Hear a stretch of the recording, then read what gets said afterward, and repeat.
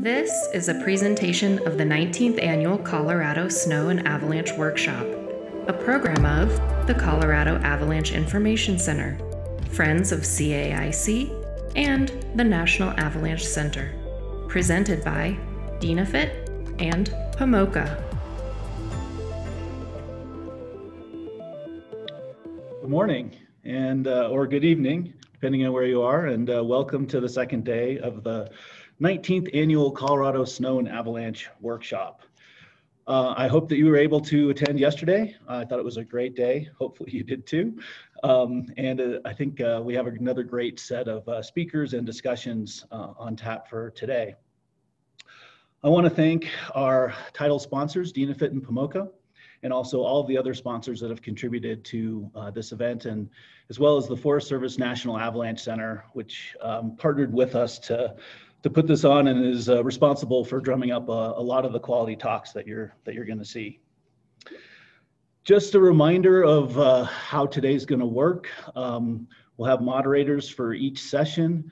They'll introduce a speaker who will give a summary of their pre-recorded talk. Hopefully you got a chance to look at those. There's a lot of really amazing content in those recorded talks.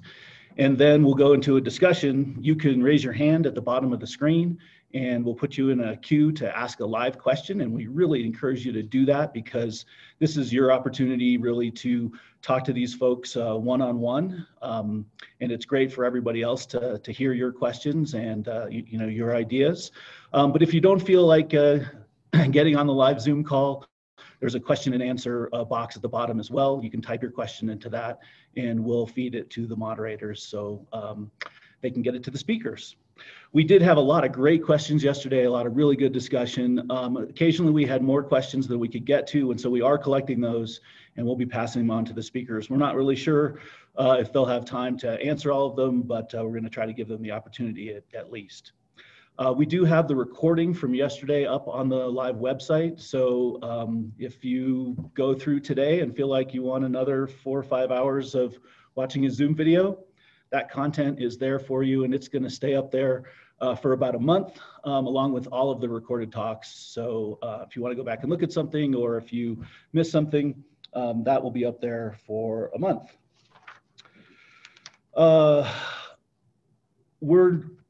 We do have a Facebook event page, so if you want to talk to other participants, we encourage you to do that. We're not monitoring that, so if you're trying to get a hold of us here in Leadville at the Colorado Mountain College, where we have our war room, you can email the help link in the Eventbrite email that you got. Okay, I think that is it for bookkeeping today. So without further ado, I'd like to introduce our moderators for our session on avalanche forecasting and snowpack interpretation. The moderators today are Doug Chabot and Olive Johnson Bloom. Doug is currently at the Gallatin National Forest Avalanche Center. He's a proud graduate of Prescott College and worked as a ski patroller and has been an avid mountaineer for many, many years, climbing internationally. He's been at the Gallatin National Forest Avalanche Center since 1995, and he is currently the director there. Olive has also a very lengthy career. She also attended and is a graduate of Prescott College. She's worked here at the Colorado Avalanche Information Center. She's worked as a ski patroller in Colorado and New Zealand and Utah. She's been a ski guide. She's worked as an educator and director of the Silverton Avalanche School and Alaska Avalanche School. And currently she's a lead forecaster at the Chugach National Forest Avalanche Center. So we're very excited to have both of them here to guide us through this next series of talks. So without further ado, I will turn it over to Doug and Olive. Thanks, Ethan. Really happy to be here. I think we have a great session this morning. I really like how we're going from modeling to boots on the ground forecasting. And I'm going to go ahead and introduce our first presenter for this morning. Our first presenter speaker for our discussion is Simon Horton, and he lives in Kimberley, BC. Simon is a postdoc researcher with Pascal Hagley's group at SFU and a public forecaster with Avalanche Canada. His research explores ways to aggregate weather and snowpack data into regional snowpack summaries. By studying the techniques guides and forecasters use to summarize snowpack conditions, he's working on operational tools that parallel this process with data from numerical weather and snow models. Simon completed his PhD studying surface hoar under Bruce Jameson at the University of Calgary. So happy to welcome Simon this morning. Good morning, and thanks, Alice. Hey, everyone. Thanks for the opportunity to let us share some of our work on snowpack modeling up in Canada. I'll just share my summary slides here. Great. Can you see that? Yeah, looks good. Great, thanks. So yeah, snowpack modeling is something that we've been working with at Avalanche Canada for about a decade now to work on getting some information in data sparse regions. And in the last 3 years, we've been working with Pascal Hagley's group at SFU to try to transform these models into something that's more user-friendly. So for those who aren't familiar, snowpack models take various weather inputs and simulate the processes that form a layered snowpack over the course of the season. The output you get from that is typically a virtual snow profile. They're used quite extensively for research, but less so in operations. So we've looked a bit at weather forecasting to see how the transformation of weather models becoming part of really the core of weather forecasting over the past 100 years took place, and have picked up on a few main trends there to kind of give us some ideas of how snowpack models could maybe be more useful for practitioners. And one thing was relevance. The first real kind of operational use of weather models was in the early 70s, where they used them to make jet stream forecasts. And then forecasters would use their experience to go from these really big scales down to make their local forecasts. So we've taken this idea and tried to make regional scale snowpack maps. We take our data from a high-res weather forecast and pick a bunch of locations across Western Canada that we think are representative of avalanche terrain, and try to summarize all these conditions in kind of fast, easy to interpret visuals that help forecasters get this kind of big picture view of the snowpack, and then they can use other methods to kind of tune into the other details to make a local forecast. So in the video, I talk a bit about this method, but I'll just jump right to the forecasting tool we have for this winter that we've made with Avalanche Canada. And here is a screenshot I took from that tool yesterday showing current snowpack conditions across Western Canada. And what we've done is we've have about 1,000 snow profiles in our early season snowpack right now. And we've done a statistical analysis to group them into 4 groups. And each of these 4 colors are areas that have a similar snowpack structure. And then on the map, if you were to click one of these regions, you get a little pop-up window that shows the main patterns that the models are picking up in the snowpack in that area. So if I just went to this blue zone, kind of in southern BC, we get this pop-up that breaks it into 3 elevation bands: alpine, tree line, below tree line. On the left, there's a statistically representative profile for that band. On the right, it's a visual that shows all the profiles in that region to see a bit of the variability. It's pretty simple right now, since it's still early season. And in the south, we're seeing about 20 to 40 centimeters of new snow. And that's all there really is to the snowpack. By contrast, if we go up to this yellow zone in the north, the snowpack appears to be a bit thinner, with a bit of faceting and even a bit of October 15th surface aura forming. So this is the kind of type of tool we're working on to get this really broad scale picture of what's happening in the snowpack. And moving forward, we're dealing with some challenges with how we can verify the accuracy of these and how to build operational trust. And that's really where our current research is focused. Some lessons we can take from weather forecasting here is that to verify the accuracy, we need to be able to feed more types of observations into the models to correct them over time. And to build operational trust, we really just need to have forecasters starting to use and test these and get their kind of subjective experiences about what they can and can't help them with. And that's really what we're trying to do with Avalanche Canada. And with that, that kind of summarizes my video, and I'm excited to talk with you guys. Thanks so much, Simon. I kind of wanted to start out, I just really appreciating this idea, especially coming from forecasting in Alaska, which is a fairly data sparse area. And also that most of our avalanche accidents actually occur in places with no avalanche forecast. So can really see some implications for this. But my kind of first question was just how you see Avalanche Canada forecasters kind of incorporating this into your daily operational flow this year in your testing, or have you kind of thought about that?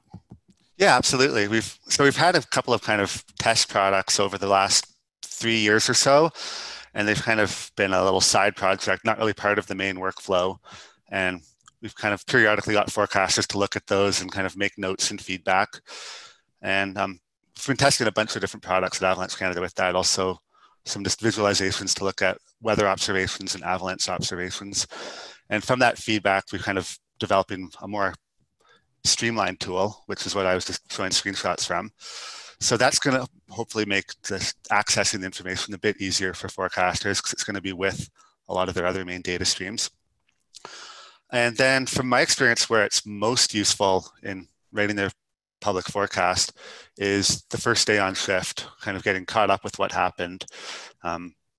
And that's when I'm going to try to communicate to the other forecasters that it's when you haven't been in forecasting in a different area, or you're coming off from a hut trip and you haven't really been in the area that you're forecasting for in a while. It's a really quick glimpse of what has happened in the snowpack since you last paid attention. Then I find kind of a couple days into a shift, you don't rely on the model as much, and you're mostly just kind of updating this picture with other observations. So I'm going to try to encourage forecasters to look at it their first day on shift. Thanks. Hey, Doug, do you have any question that you'd like to start off with, or do you want to go to a live? Real quick. I'm really impressed with how much data you're able to put into these models. It's pretty impressive. And you mentioned that you want to get some validation on that from observers and also from snow pits. Now I know from Snow Pilot, in an average pit, we're looking at like 200 fields of data. And I'm wondering if you have a way to incorporate the complexity of snow pits into this. Yeah, that's a real challenge. And I see it as an important step to be able to feed more types of data into it. And another challenge, in addition to the number of fields, is the kind of spatial scale mismatch. If the snow pits are coming from a specific point and we're looking at very broad regions, how do we kind of apply these point observations across broad scales? In terms of actually looking at those specific details, Florian, our PhD student's been working on a method to kind of make statistical comparisons between our model profiles and the pits to kind of match the similar features and come up with some numeric measures of how similar they are. But kind of implementing that at a big scale is still difficult. So the main idea that we've thought with and haven't quite implemented yet is using forecasters as kind of the middleman to kind of summarize all the field observations and manually make changes to the regional profile. So for example, if in your region, the model's showing a weak layer down 40 centimeters, but all of the pits they've been looking at and reports indicate that it's more like 80, they kind of make that change and have the forecasters or experts make the adjustments. All right, thanks a lot. We have a live question from John Snook. John, you're welcome to unmute yourself. Okay, good morning. Do you hear me? Sounds good. Mm-hmm. Good morning, Simon. Quick question. Are you using the SLF model as the Snowpack model, and how frequently do you update the forecast? Yes, we're using the SLF model Snowpack. There's two main detailed Snowpack models that are used across the world, one out of France and the other one out of Switzerland. We use Snowpack and we feed it with the Canadian high-res weather forecast model, which gets updated every 6 hours. Thank you. Hey, Simon, there's a little follow-up to that with, with that Snowpack model. I know one of the limitations of that model is that it's not very good at picking up thin kind of surface weaknesses, and thin surface weaknesses that get buried account, at least around here in Montana, for a little over 50% of avalanche activity. So is any work being done on trying to capture that? So the work on the real snow physics works in these models is mostly happening in Europe, where they're working on different types of problems with it. In terms of the surface layers, I suppose there's different types, and I have a bit of like anecdotal experience of what seems to be working well in the Canadian forecast regions, especially on these broader, big scales where we're not trying to pick out what slopes have a weakness, just kind of say what areas have developed a weakness. Surface hoar layers seem to be getting picked up pretty well, especially if they're bigger layers that formed over several days. Melt freeze crusts, I've noticed, have improved quite a bit in the last few years, I think from some research being done at the SLF in Switzerland. But near crust faceting doesn't always seem to be captured by the models. Once the crust might form, but you may or may not see the facets forming near it. And I think overall, processes that form over longer time periods are more likely to be picked up by the models than something that really happens over a few hours. To be more sensitive to the inputs. Thanks a lot. Yeah. We're going to go take another live question from Zach Miller. If you can go ahead and unmute yourself. There we go. Can you hear me? Yep, sound good. Awesome. Excellent presentation, Simon. It's really exciting what you guys are doing. A couple of quick questions. One is, are you guys applying, is it Alpine 3D, that additional package to Snowpilot to propagate those pits across the landscape? No, we're not. But okay. For those who might not be familiar, Alpine 3D is kind of an extension of Snowpack where you can run it on a kind of regular grid, typically at quite high resolutions. And it's used quite often in Switzerland for some research on small scale variability, but it's difficult to scale that up. It's definitely a potential tool to kind of match our field observations. Yeah. With these so then simulations. Are your pit profiles then coming from adjacent weather stations as well instead, or how are you getting those across the landscape, I guess? So the operational tool we have, I'll kind of explain again, is that it's really only fed off weather forecasts. There's no observations getting fed into it. We're collecting various types of data that we could use to verify it, but it's not yet fed into the operational system. Yeah. Okay. And then I guess my last question, this is exciting to see how you guys will implement it in Canada, but how applicable or adaptable will it be to possibly using the United States with NWS type forecast products? Since using weather forecast data, that's pretty standard data formats for how that forecasts are stored, it would be pretty easy to apply in other areas. I guess the operational product we use is the high-res Canadian model, which has a small domain just focused over Canada. But last winter, I tested a bit with the regional and the global scale models, so it covers into the States. So it'd be possible to do there. And even last winter, when there was that big avalanche cycle in Pakistan in January, I was curious and ran some snowpack simulations there and kind of saw the big snowfall that caused that massive cycle. So cool. There's potential to do this on pretty global scales. Yeah, thank you very much. We're going to go ahead and take another live question from Ron Simonhoy. Ron? Yep, can you hear me? Sound good. Okay. Hey, Simon, thanks for that talk. It looks great. And my question is how comfortable, how well you feel about the output of this model. You say you need some verification, but how comfortable it is right now, and if you use it for pushing forecast for the public, do you actually let the public know that this is the data you use to generate this forecast? Yeah, interesting question.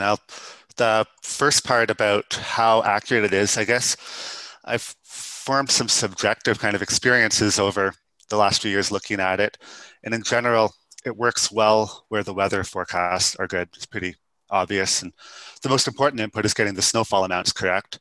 And I've just kind of from monitoring how our weather forecast model works in different parts of Canada, there's certain regions where I put more weight into it than others.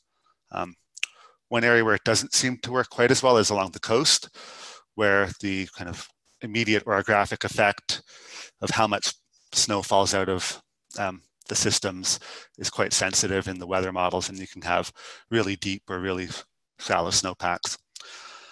In terms of the public, it's an interesting question. I guess the one kind of hesitation we've had with openly sharing this with the public would be that it would be used to make smaller scale types of decisions. We're not comfortable at all using these kind of simulations to tell us what slopes to ski on and what slopes not to. But we're a little more comfortable kind of at a regional scale forecast to helping us figure out what main parts of a region might have a weak layer. For example, one half of a forecast region might have a more developed weakness than another. And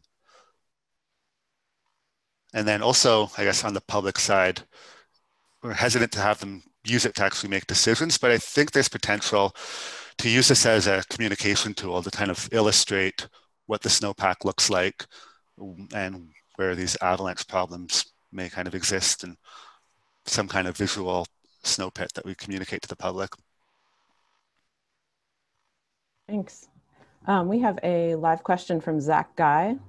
Zach, you're out there? Hey, Simon. Great work. I was just curious. We used some modeling in the flat-headed range last winter and applied some bias corrections because we put our model points near weather stations where we could kind of compare the forecasted weather with actuals. Do you guys apply any bias corrections, or do you have any plans to? Well, I guess we have in the past in kind of research studies where we have a weather station that we can do a bias correction. The challenge is applying that over big spatial scales, and especially if we're feeding this with operational weather models, they kind of change, the biases in those change each year as weather forecast models improve over time. So there's some challenges with scaling that up. But I think when we start, as part of our upcoming work to figure out how we can assimilate observations, bias correction is one kind of simple and obvious choice there. Cool. Thanks. We also had a question from the audience from Paul Schmidt asking about if the models take aspect into account, or if they can. Mm-hmm. They can, but we haven't yet. Okay. Yeah, and we've definitely used the feature of models to do aspect, and the main things they account for there is the difference in radiation balance. What we typically see if I run it on the 4 cardinal aspects is that the snowpack tends to get more settled on the south and west, or the more solar aspects, and the northern and eastern aspects tend to have more pronounced faceting and just kind of lighter snow. So that kind of makes sense, but there hasn't been much verification on those parts of the model on how well it actually does there. So that could be a potential next layer as you hone in. Yeah, I think we're starting on the really big spatial scale and kind of following the weather forecasting funnel where you start at the jet stream and work down. I think aspect might be one of the next ways you can divide it up. We had another question that came in that said, we know folks tend to overestimate the quality and accuracy of data when it's presented on a map or with really nice graphics. Are there ways to help forecasters utilize the snowpack models without overestimating their explanatory power? That's a good question, and a total challenge, and with all kinds of new visual graphics out these days. Our kind of main control is that we're just providing this to the Avalanche Canada forecasters and providing pretty specific and in-depth training on how to interpret these, and really not to treat them with skepticism and to use them just as a thinking tool, not as kind of the answer of what the snowpack looks like, but to kind of prompt questions about, oh, there's a weak layer. The model shows a weak layer here. Can we go and find some field data that confirms that? Or does it help kind of complete or round out our picture? But then also in terms of the actual displaying information on a map, there's definitely some ongoing work on visualizing uncertainty, especially on maps. And one of our graduate students, Stan, who's specializes in visual analytics, is really interested in this topic and has shown some cool kind of ways to actually show uncertainty on a map. So if we have some kind of metrics we can use by comparing the models with observations, we could show that information on the map in some kind of way using like transparency or shape or color to kind of encode some measure of uncertainty on the map. Makes sense. That does also seem like one of the complexities of, if ever, moving towards something for the public, that same thing of people are so excited to find something definitive in a model. Mm-hmm. We have another question from the audience from George Angelo. Are you using any remote sensing data to tweak models after weather events as a rough confirmation? We aren't, but that's also a good idea there. The French setup, which has kind of been around the longest since the early 90s, they pull in all kinds of observations to set up their models, including satellites, weather forecast stations. So it's certainly possible. Yeah, and we've talked a bit with snow hydrologists who also have kind of their bigger field with lots of advanced methods of figuring out how much snow's in the mountains. And I think there's potential to work with them to kind of get better analysis of how much it actually snowed and where, and using that to update the models. That makes sense. Doug, do you have any other questions that you've been thinking of? Yeah, I mean, it's not a question, but just more a comment, which is, you know, I see this as quite groundbreaking. I mean, it's really amazing how you can put all this data into such a large area where we can visually look at it, and it can really help forecasters. But on top of that, I think, you know, if it goes well this winter in Canada and you can expand this, I mean, I see there's a lot of blank spots on the North American map where there are no forecast centers, where we're trying to figure out, like, well, what exactly is happening there? Even all over the world. You mentioned you did something in Pakistan. You know, there's huge implications for this in terms of getting some kind of estimate as to what you might expect in the mountains from this weather data. So before we transition over to the next talk here, I just want to say thanks a ton for your work, because it was quite remarkable. Yeah, thank you very much. I think we do have time for another live question from Brian Lazar. Hi, Simon. Can you hear me okay? Yeah. Hey, thanks for all this work. I was curious, have you played or made any forays into the vegetative cover options, or distributing this across, you know, self-defined landscape types, or is it a little too early yet? I'm not sure if I understand. Do you mean the actual running the Snowpack model with some kind of forest cover? Yeah, accounting for vegetative cover, and which, you know, I think is an option in Snowpack. And the way I've seen it approached in the past is maybe defining landscape types by a combination of, you know, aspect and maybe simple classes of vegetative cover, like low shrubs, trees, no trees. Yeah, that's something I haven't actually seen before, and it sounds quite interesting. I showed in that tool we have right now that I've broken into 3 elevation bands, but that's purely just based off picking weather model grid points at different elevation bands, not really factoring in vegetation. So that would be interesting to explore. Oh yeah, I'd be happy to chat at some point. I did some of this for snow hydrology in a previous life. So cool. Thanks for your work. Looks really cool. We have another audience question asking about Snowpack models incorporating hypothetical Snowpack tests. Which Yeah, so I guess one comment I can make on that is I know a fair bit of work in the Snowpack model development teams in Europe have been on updating the snow mechanics parts of that, including kind of factor mechanic properties like critical cut length and various stability indices so we can get that out of the model. It's an interesting question of how we can incorporate that into the model, though. Yeah, thanks. Well, if the models get good enough where they're like nailing all the layers, now they're like, you know, telling us what the potential test results are, I think we'll be unemployed. So hopefully they don't hit that anytime soon.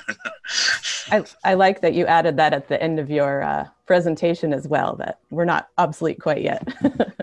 Far from it. That's good. It took 50 years for weather forecasting and like billions and billions of dollars of developments. Yeah. Well, thank you. I really do. You know, I'm really excited to see how this progresses, and hopefully it is something I know, you know, like we do run a little bit of Snowpack where I work, and I think there are some pretty incredible implications for a place like Alaska, which obviously, you know, is similar to BC. So. Absolutely. We're excited to kind of share our experiences from this winter next year. Okay. Well, thank you so much. We really appreciate it. Yeah, thanks guys. Okay, so moving on to our second presenter, we have Kevin Hammonds from Montana State University talking about operationalizing LiDAR for avalanche forecasting, snow depth mapping, and beyond. Thanks for joining us, Kevin. Hi, Olive. Hi, Doug. Yeah. Okay, I'm going to go ahead and share my screen here.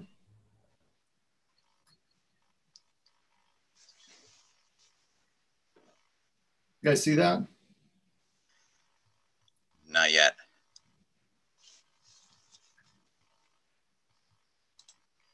How about now? We got you. All right, great. All right, well, thanks, Olive, for the introduction. So I'd like to start just by acknowledging the collaborators that I have on this project. Particularly, I'd like to draw your attention to James Dillon and Peter Otzener, the two graduate students who've been doing a lot of the heavy lifting on this project so far. I'd like to also acknowledge our funding organization, the Transportation Avalanche Research Pool, for funding this research and making it all possible. So the topic of the research and the topic of this presentation is about operationalizing LiDAR for avalanche forecasting, and in particular, seeing what else we can get from LiDAR data in addition to snow depth. So the goal of the project, just to summarize and to put it into one sentence, is to provide avalanche forecasters with a real-time data product for processing LiDAR data that can be used operationally and includes novel estimates of snow properties beyond snow depth. And the thing that we've really honed in on so far has been the surface snow density. If we're able to do that, then I think we can allow forecasters the capability to base avalanche mitigation decisions on real-time data relevant to avalanche starting zones and tracks with a high spatial resolution, kind of getting at the spatial variability issue, but also with a temporal resolution, because you can take these scans throughout the winter and then compare them at any given time. And if we're able to do that, then I think there's the potential to systematically and operationally save time, money, and lives in your forecasting operation. So just to jump real quickly to the results, this was really a two-part study where we had kind of simultaneous experiments going on, or development going on at the same time, where we had a laboratory experiment that we needed to conduct to be able to determine what else we can get from LiDAR data in addition to snow depth. And so we conducted over 50 experiments in our lab, the Sub-Zero Research Laboratory at MSU, where we varied incidence angle, we varied grain size and type. And what we found, and what's shown in this plot, is a pretty good correlation between snow density and the average return intensity that we had from the LiDAR. And so that was really encouraging, because we weren't necessarily expecting to see this strong correlation, but this is what popped out in the data. And so this is the kind of thing we're going to try and leverage in our visualization tool, which was the other half of this research, basically, is using our computer science department and collaborators to develop some pretty tech-savvy, streamlined software to make the visualization process, downloading the data, ingesting it, and then plotting it up for forecasters, a really user-friendly experience. And so what's shown in this image here is basically what the interface is going to look like on your laptop when you're plotting up the LiDAR data. So this is what's called a LiDAR point cloud. All these individual pixels are actually individual LiDAR returns from this scene over here, which is at the Yellowstone Club, which is kind of in our primary location for field-based validation and research.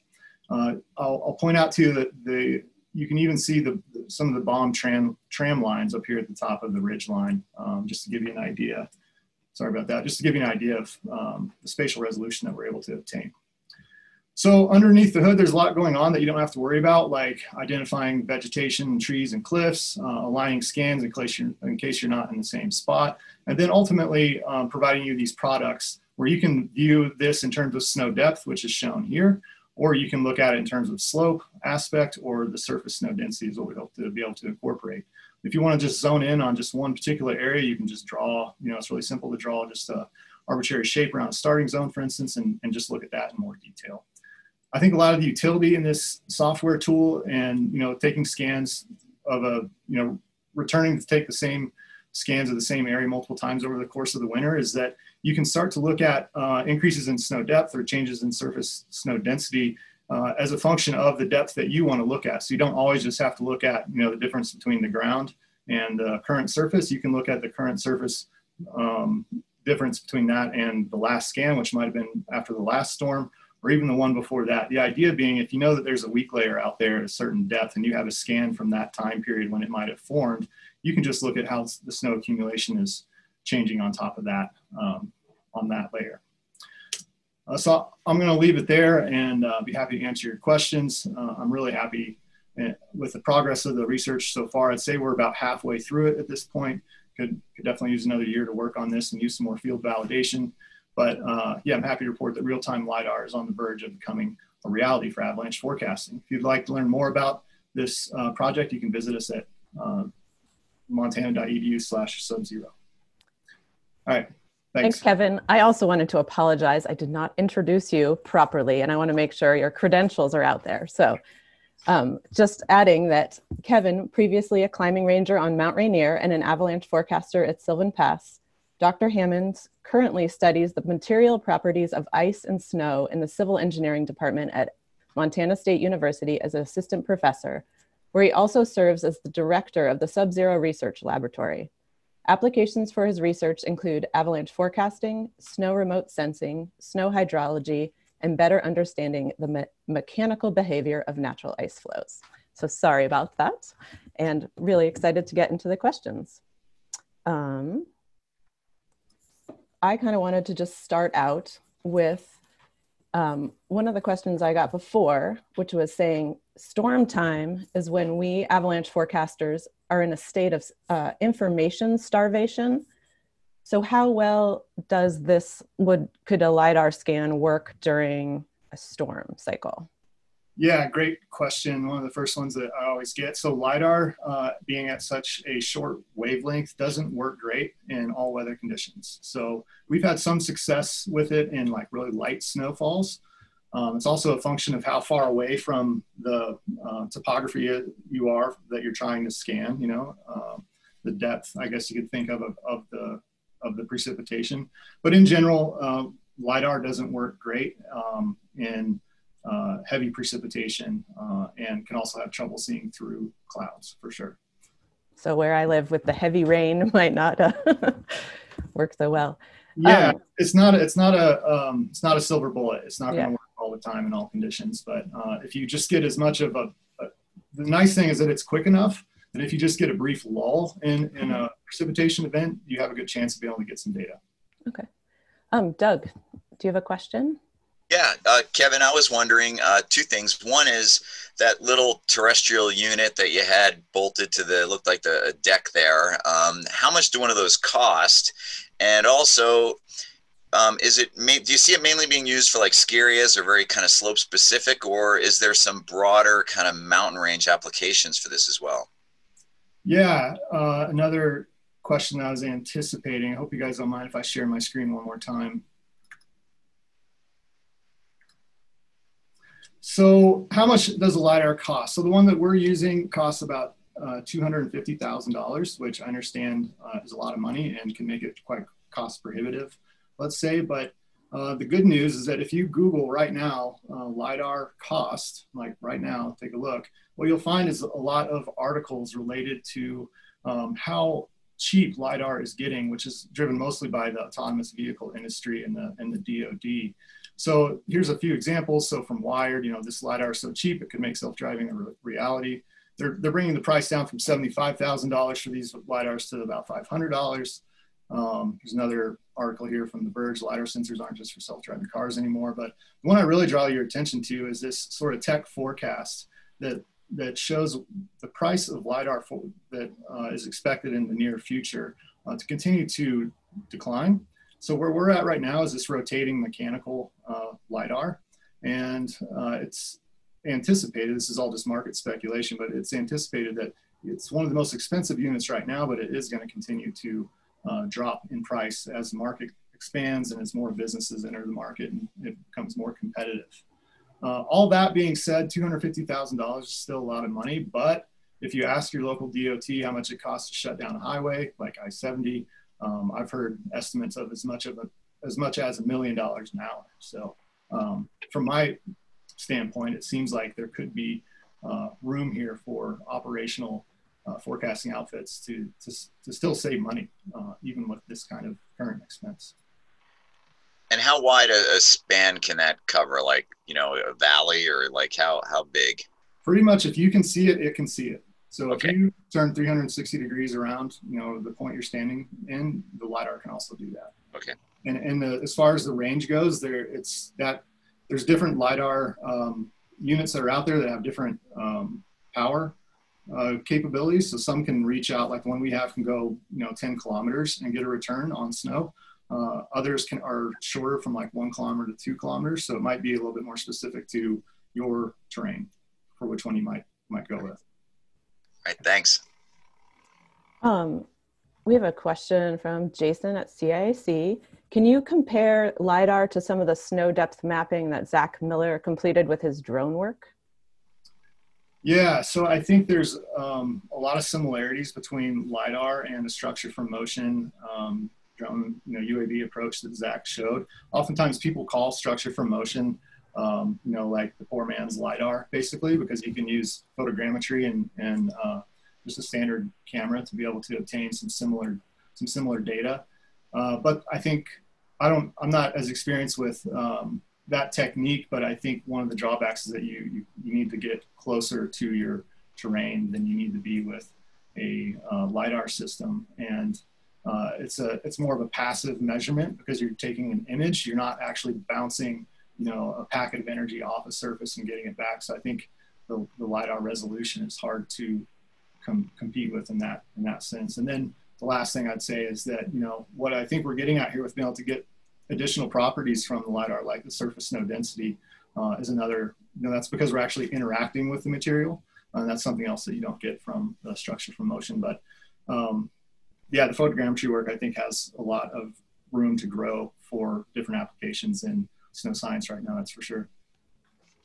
Along those same lines, I'm just curious about kind of the difference between that and the data you can get with ground penetrating radar. Yeah, another good question. So radar in general operates in the microwave frequency band of the electromagnetic spectrum. So radar is typically a lot better at penetrating through things. So the advantage of radar, let's say, or GPR in this case, however you want to think about it, is that it'd be able to penetrate through the cloud. It might be able to penetrate through the storm, but the problem is it's also going to penetrate through the snow. And so it becomes difficult to ascertain where that snow surface is. So you might be able to learn more about the snow itself, but less about the resolution of how deep the snow is, which is, I think, the advantage of LiDAR in this case. Thanks.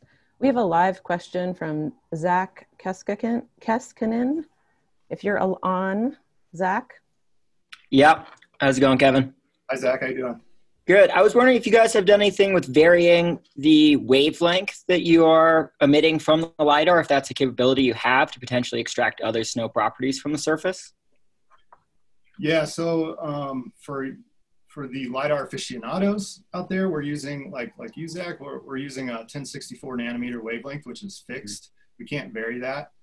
You can buy these things at other wavelengths, like at 532 or 1550 nanometers, which are going to perform differently in snow. We haven't looked at how other wavelengths function in this capacity mainly because 1064 seemed to be kind of a sweet spot where we don't get too high of a return intensity. And it's also in the same zone as the ice absorption feature and the spectral albedo of snow. So there's multiple reasons 1064 seems to be a nice wavelength to be at. One other comment I'll just make on that, when we first started this project, we were actually using the 1550 nanometer frequency modulated radar from a local company here in town. It got bought by a company building autonomous vehicles, funny enough. And they were using, with the frequency modulated approach, they were able to do more with like filtering out things like snow from the scene. And maybe there's more to learn from that, but we didn't get there. Cool. Yeah, thank you, Kevin.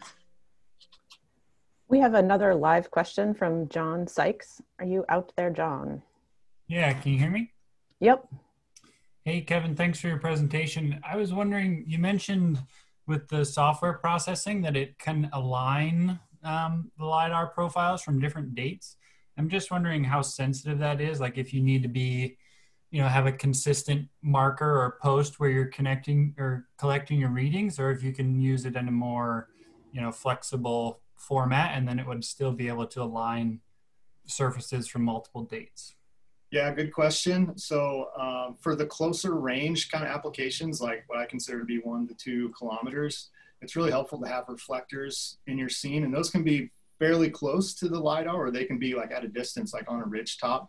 And so those reflectors are basically like picture like a stop sign up on a ridge top that's just reflecting that signal back. Those are really helpful for alignment. They make it a lot easier. However, when you get further and further out, like at 10 kilometers, you don't see those. Like those aren't necessarily within the spatial resolution that you're getting at that distance. So then it becomes more advantageous to be able to align your scans not off reflectors that are fixed, but off of things like cliffs or off of trees or some other fixed object in the scene. And that's what we're working on right now with our algorithm development, is be able to not even put reflectors out into the scene, but how good of a job can we do, let's say at a ski resort, just aligning off of the lift towers or something like that, or off the cliff face itself. We're trying to include that and automate that as well. So it's definitely doable. We're still trying to make it part of the software. Great, thanks. We have another live question from Scotty Savage. Scotty?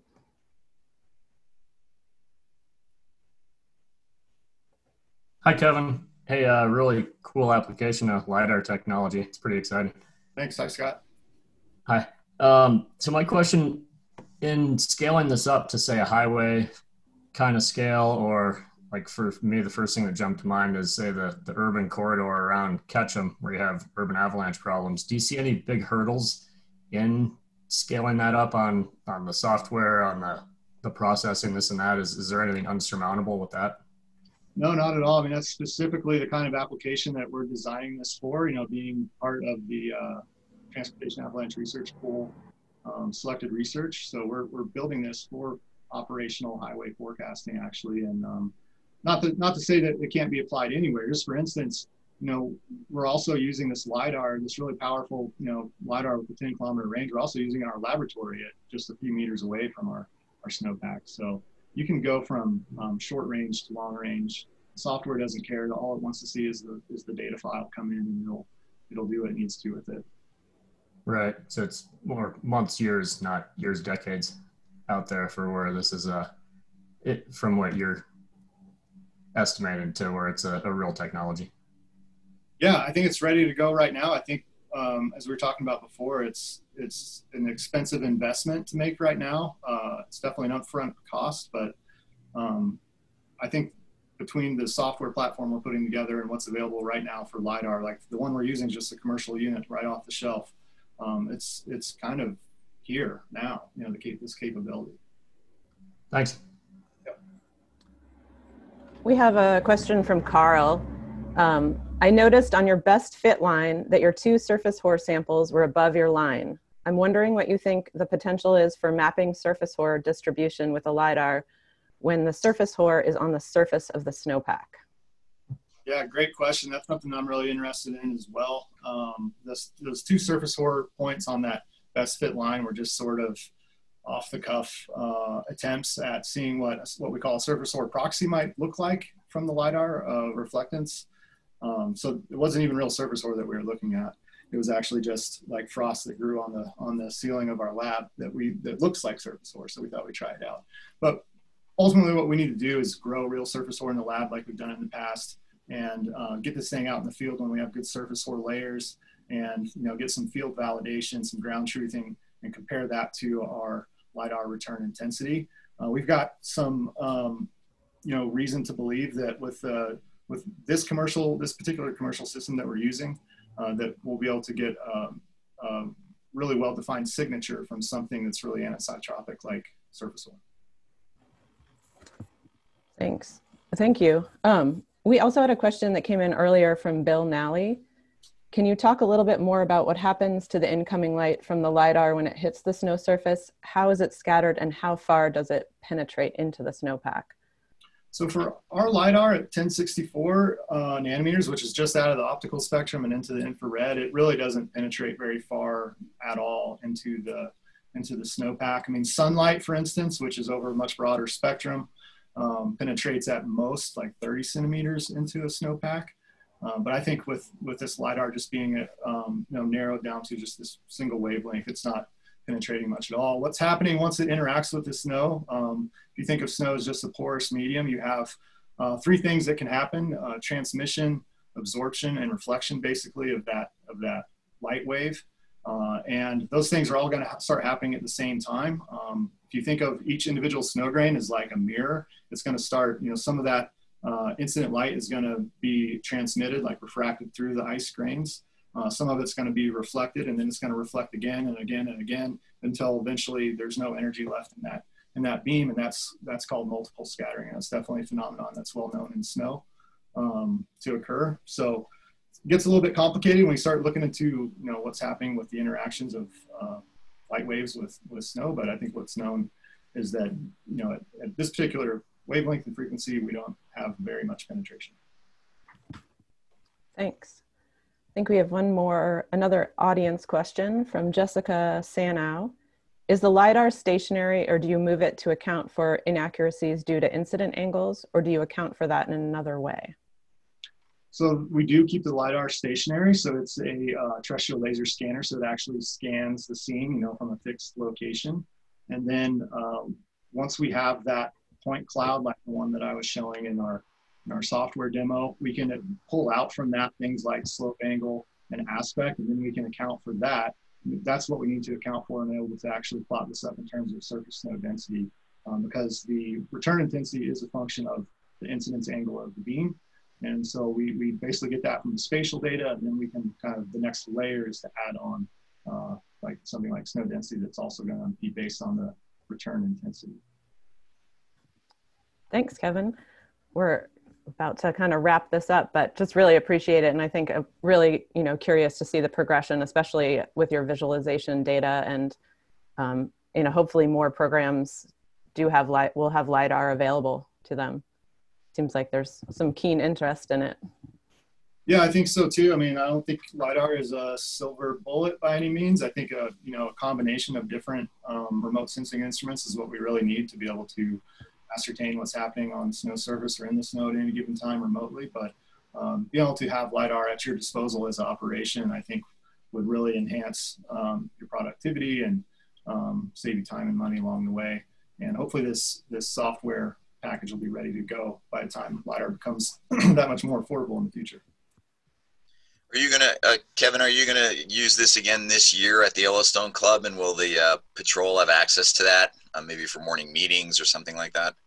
That's very possible. We're planning on being at the Yellowstone Club more frequently this winter, just because we really need to collect a lot more field data this winter, sort of validate everything that we're, verify everything that we're doing. We're also planning on making a couple trips at least down to one of our local DOT forecasting sites at Teton Pass to be able to apply this there in a more real highway operational forecasting setting. All right. Thanks a lot. Thank you, Kevin. Thank you.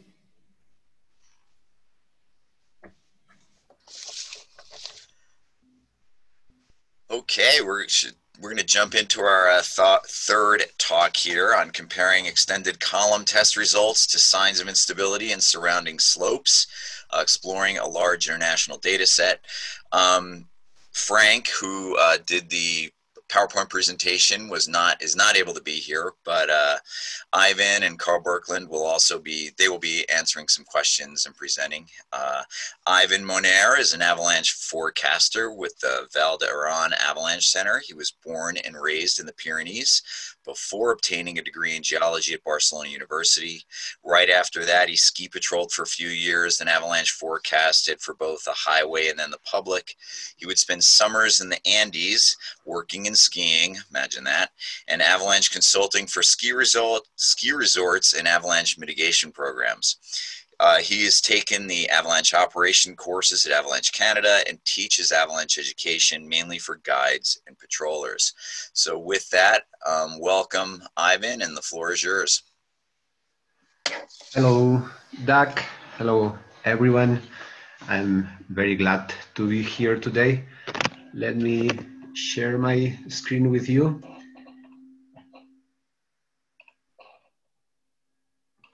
Here we go. Here we go. Okay, so as Doug said, I am presenting this today together with Carl Birkeland from the National Avalanche Center, and I think Doug could answer some questions about the American dataset as well. In behalf of Frank Teckel from the Swiss Federal Institute, who is the main author of the study.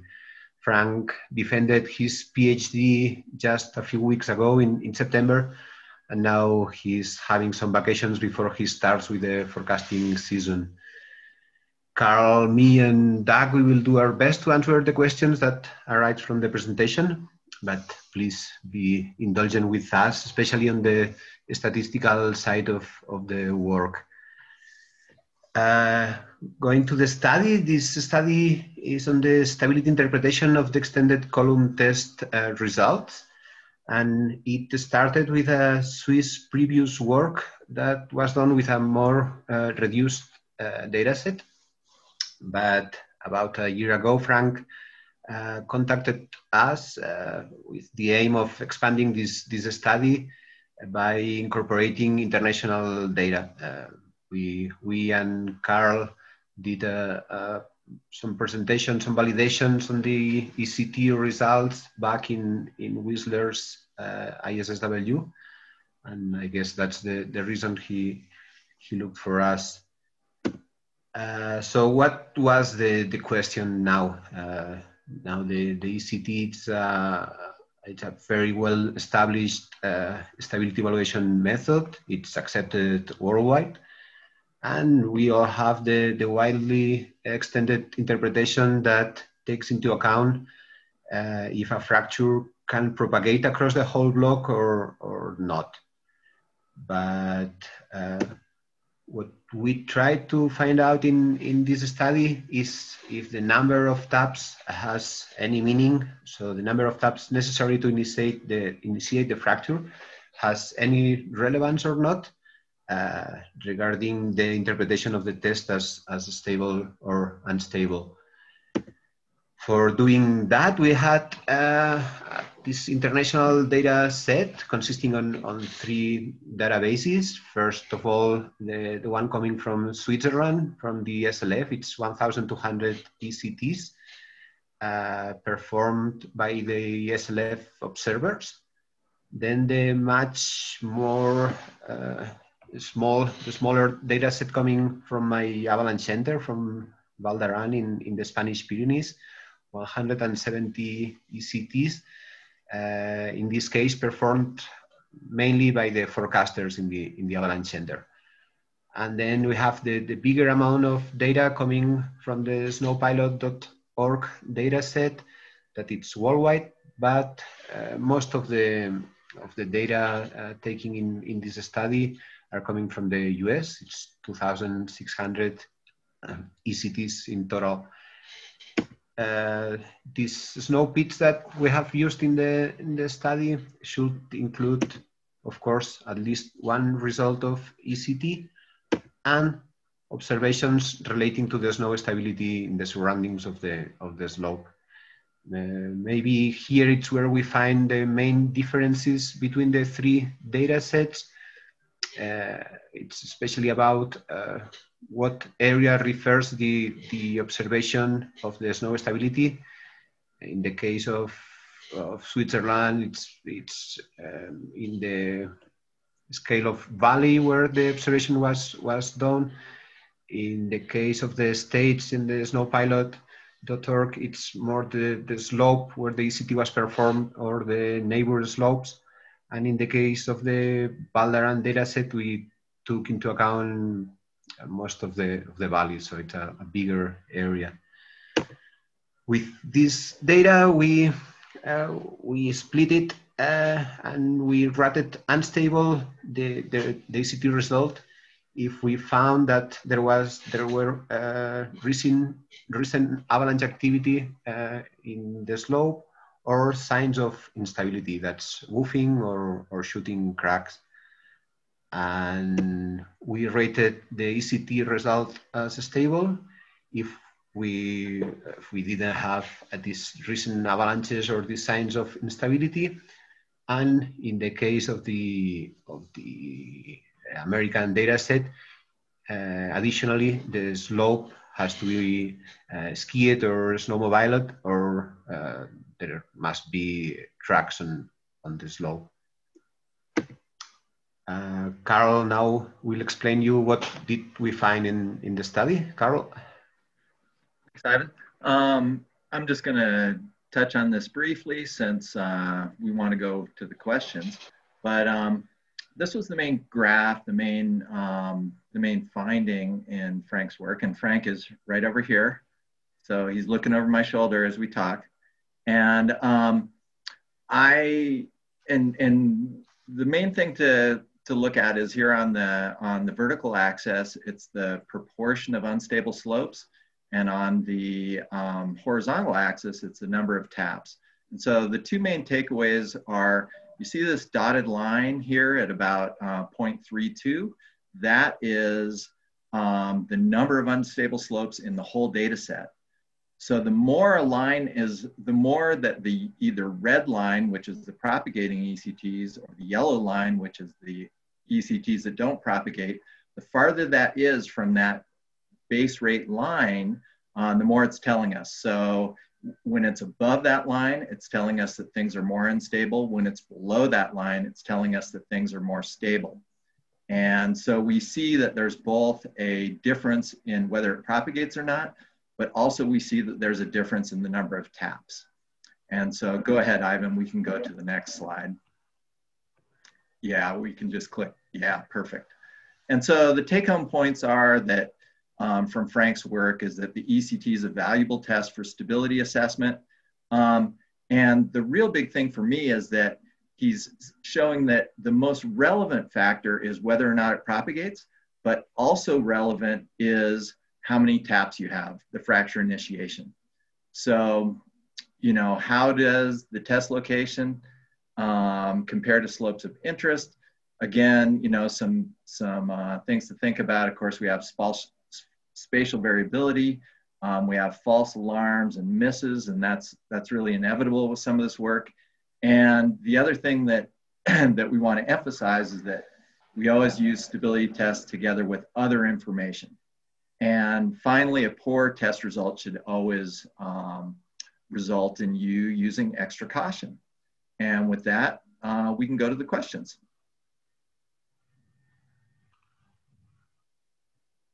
All right, thanks a lot, Carl, and Frank certainly. Yeah, I love this study. This was great. Frank's work is awesome. You know, I found it really relevant as a forecaster and also as an avalanche educator. And what I thought was really sort of validating and interesting is in our avalanche classes, we are very beginner avalanche classes. When we go in the field, we teach people that if they to do an ECT, we show them how to do it. And we tell them that if they get propagation all the way across the column at any time, that is an unstable test result. Don't ski the slope. find something else because it's showing instability, and we tell them don't worry about the taps. It's really conservative, but it seems to be the safe way to use the test, which Frank, I believe, really showed that a bit in the study. So the question for you guys is, what do you think of that? In terms of using it conservatively, and also from a recreationist standpoint, when should we really start teaching people about taps? How important are they? I can start with this one. First of all, no, I think it's an amazing work from Frank. There's a bunch of data behind it. So for me, the results are really meaningful, and I see we as forecasters and in the practitioners' side, using the results right away. For me, for sure, this upcoming winter, I will look at the results of the ECT with these new eyes. When will come the time to pass this down to the avalanche education, to the education programs? Well, my bet on this will be to maybe to give a season or two of testing, see how do we feel as professionals with the new results of the ECT, and then maybe go to the basis. Because what I see now, if you look at the thresholds, now we are in the ECTP 22 and then in the ECT N8. It will be fantastic if we can simplify a little bit these thresholds and say, okay, an ECTP hard, it's an intermediate result, or an ECTN easy. Take care, it's an N, but it's easy, so it's another intermediate, but looking for easier thresholds to remember. No? What do you think, Carl? Yeah, no, I think that's really good. I do think that the way we've taught it before, with either it propagates or it doesn't propagate, it's a really simple thing for people. And when we looked at Frank's graph, we could see that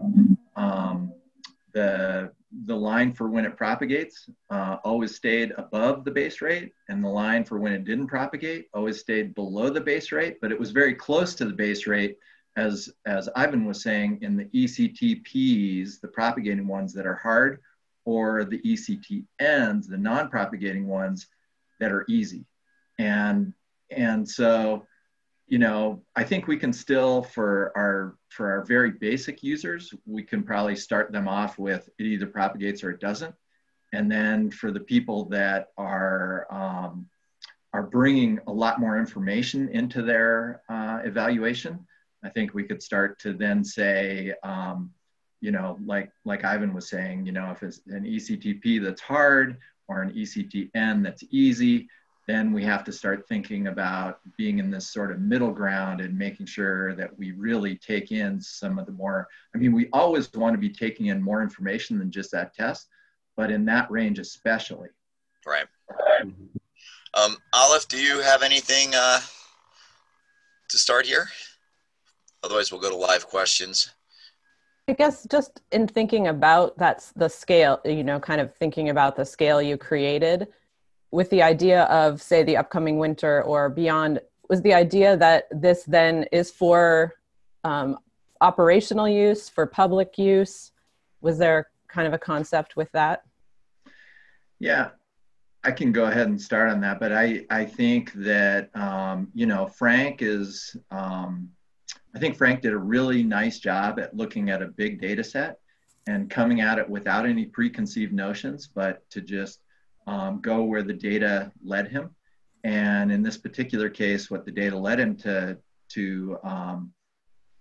the conclusion that the data led him to was that these, these ECT, like these ECTs that don't propagate, but are still happening in sort of the easy category, they're still associated with signs of instability about 20 to 30% of the time. So you have to be careful there. On the other hand, the ECTs that propagate but are fairly hard, they're also quite close to the base rate, quite close to our 30% base rate. So there is sort of this more fair category, even though, the original work that Ron and I presented would have indicated that we'd have sort of this binary classification. This was much more, Frank was able through his analysis to take a much more nuanced approach, and I would feel quite comfortable discussing this with people that are taking in more information. Maybe the basic user like Doug's talking about, or their first time snow pit digger. I'd still try and keep things pretty simple, but for your level 1, level 2 avalanche classes, I think it's it's good relevant data that I think we can share with folks. All right, thanks a lot. Let's take a question. We have a live question from Mark Staples. Mark, you can unmute and ask away. Hi, Ivan. Hi, Carl. One thing that jumped out to me, and maybe I missed something, but when you were filtering the data from Snowpilot, just the first thing that came to my mind is often I'm on a lower angle slope when I'm digging, and often I might select that there are tracks in the slope. I skied or snowmobiled the slope, and that wouldn't indicate stability. That would just indicate it's a low angle slope. And I'm imagining maybe that was taken into account, but that kind of jumped out to me as like that would not indicate stability, simply because the only reason I skied it is because it's low angle. Yeah, I think with all of these studies where we look and try and relate these stability tests to instability and signs of instability, there's always limitations. And you're talking about, one of the limitations right there. I mean, obviously we can have situations where we dig a pit, the snow is unstable on that particular day, but we might not see signs of instability, but it's just sort of conditionally unstable. If people are skiing slopes, we'd expect them to trigger avalanches. And likewise, we can have other days where, things where we're seeing signs of instability, but maybe that weak layer was collapsed in that area, So that we did not, as far as I know, Frank didn't take that into account, but we're looking at a large data set with 4,000 points. So anyway, that might help wash some of that out, but maybe Ivan can comment on that just in terms of your Spanish data. Yeah, in regard to this, I would say that this data about if the slope was skied or not, it's clearly a secondary one. Actually, it's not taking into account in Europe in the database from Switzerland and from Val d'Aran. So it's an additional filter that Frank put on this. And as you said, the main factors for classifying an ECT result as a stable or unstable was the presence or absence of recent avalanche activity and obvious signs of instability. It was the main thing taken into account. We're getting a little tight on time. We have one live question that I'd like to take from Ron Simonhuis, who's the creator of the extended column test. And so, Ron, if you can unmute, we're curious what your question is.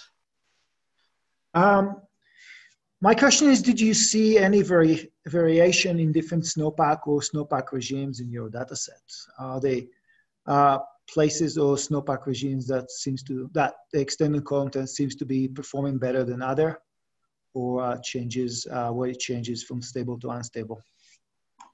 Ron, we haven't explored this so far. There's a lot of things more to put in the mixer to do the exploration, but in this study, Frank, we only looked for the relationship between the number of taps to initiate the fracture and the stability or not of the zone.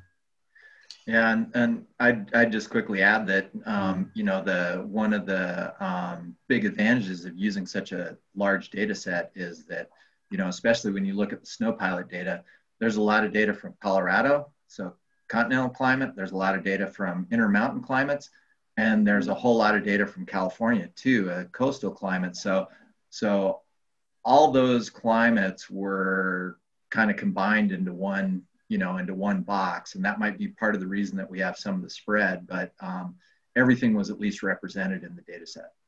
All right. Well, I just want to say thanks to both of you for taking the time to do this. And, you know, as a forecaster and educator, you know, we use ECTs a lot, and studies like this really help us do our jobs better. So thanks again. Thanks to you. Thank you. Okay, next on deck is Alex Marienthal. He's going to talk about Are Stability Tests Useful? A study on how often professionals change slope stability ratings after doing stability tests.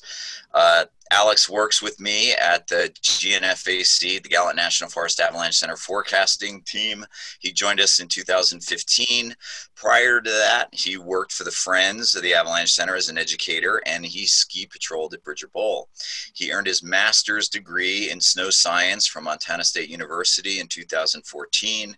The focus of his master's thesis was forecasting deep slab avalanches on persistent weak layers.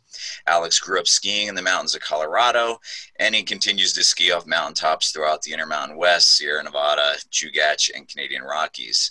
Since he joined the Avalanche Center, he's learned more about snowmobiling and more snow, learning about how to get unstuck.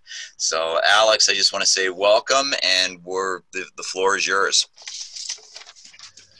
All right, thanks, Doug, and thanks for everyone for joining today. And a special thanks to Doug for teaching me all about getting unstuck firsthand. I'll get my presentation set up here. Can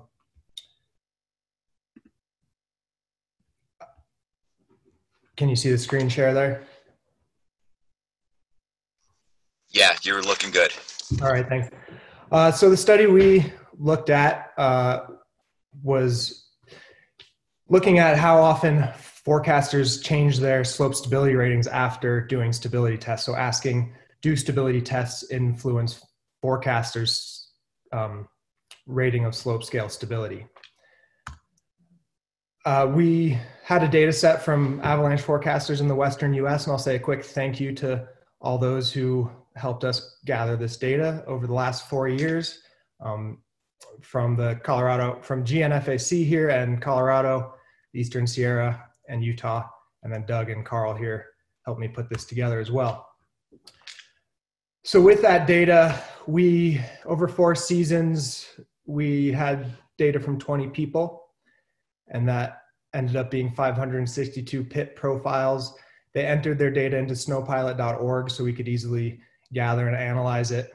And we used pits that had at least one test of either a ECT, PST, or a CT. Some pits had just one of those. Some pits had all 3 or a combination of 2. And then here's a little breakdown of where they came from. Mainly, yeah, the Western US here. So to get into the results, 437 of those pits had a rating of stable before doing tests, and 125 had ratings of unstable. And so this isn't an even distribution, but it's probably a good snapshot of reality where we know really things are stable a lot more often than they're unstable. And forecasters used this shows the bottom x-axis here shows the scale of stability ratings that we had forecasters use to rate slope stability. So it's based off of snow, weather, and avalanche guidelines, which uses 5 ratings, and the middle one being fair. So we split that middle rating into fair stable or fair unstable in order to have forecasters choose one or the other, so we could later kind of binarily classify snow pits as either stable or unstable. But again, we see that a lot of ratings are in the good and fair category.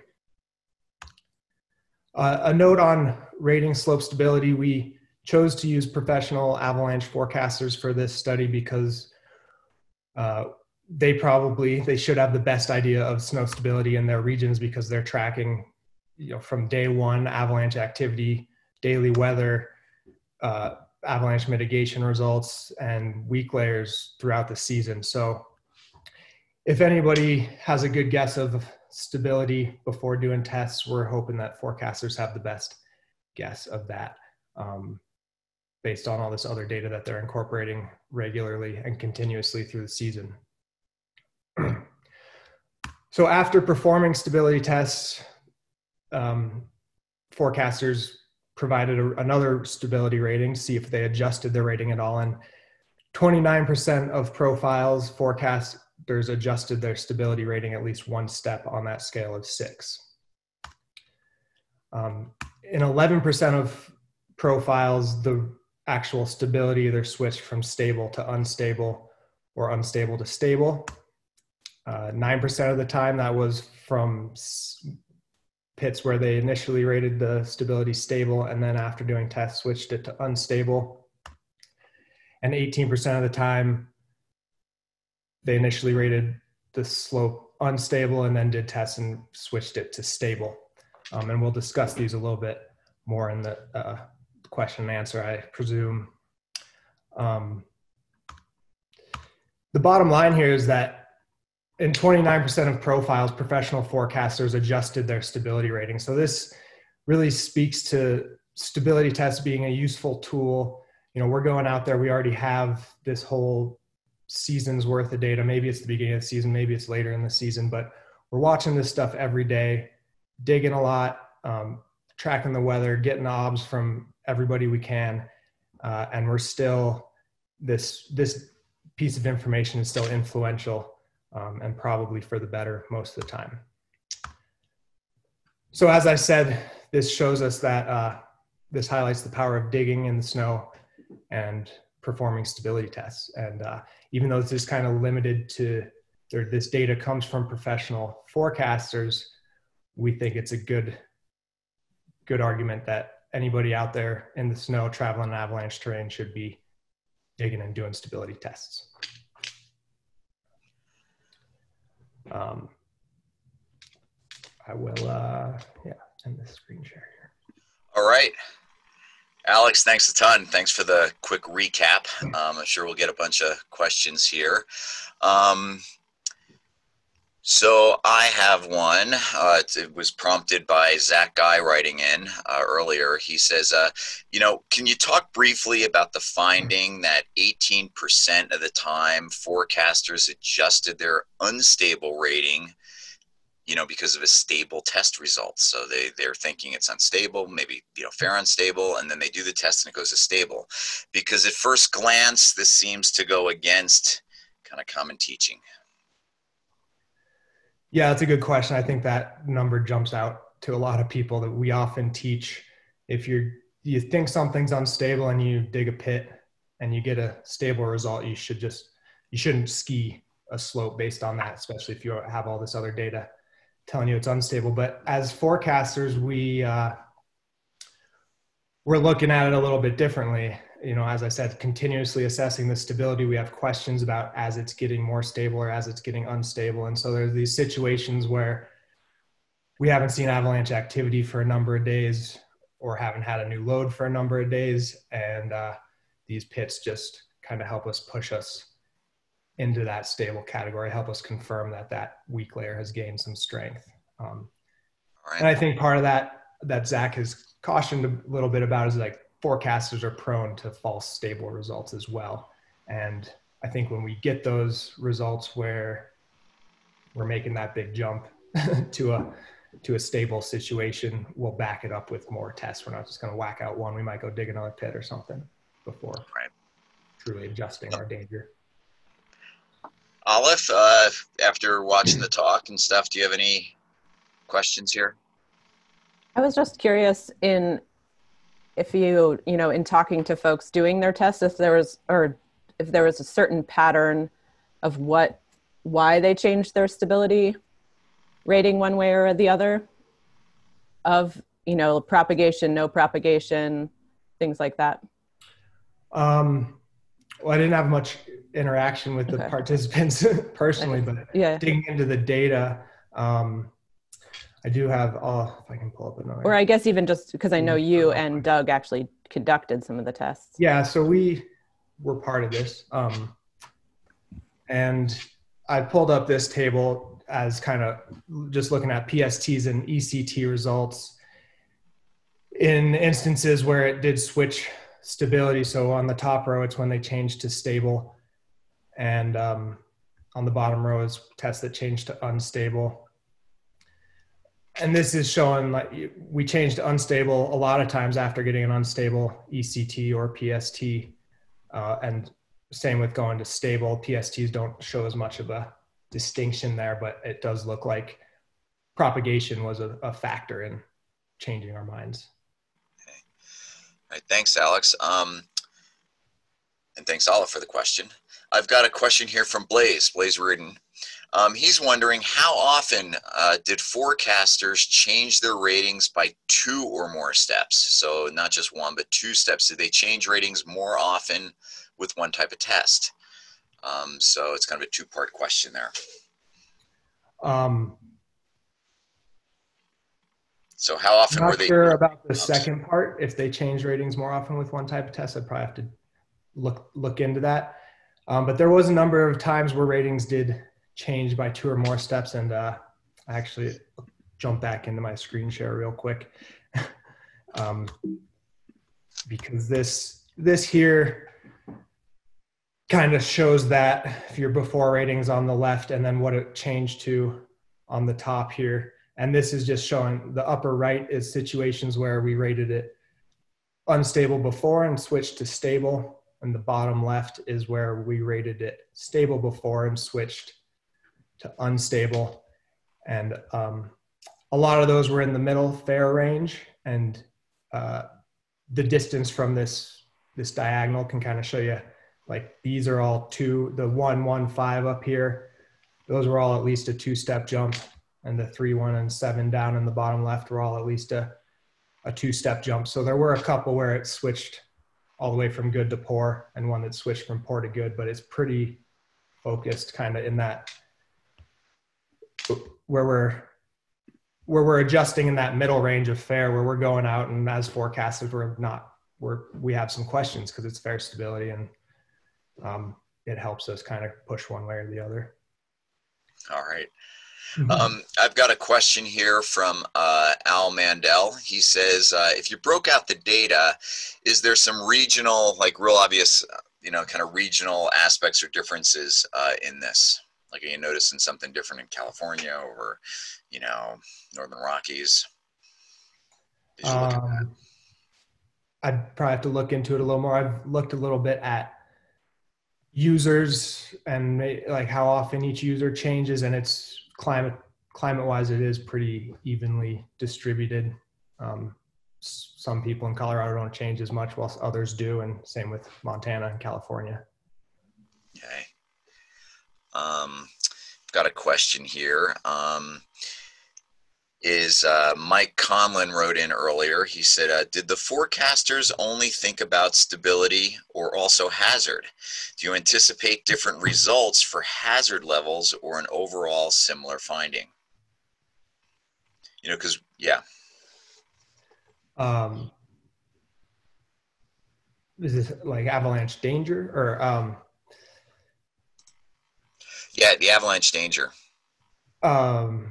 We were just asking for slope stability rating, so it's of course related to danger, but they were thinking of similar slopes within a region, the kind of the overall stability for slopes with that similar snowpack structure. So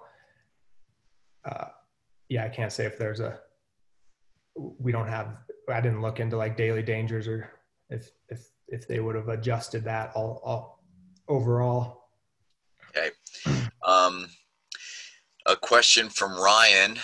He says, of the data set, is there a difference between ski area operations using explosives for mitigation versus backcountry forecasts? I guess,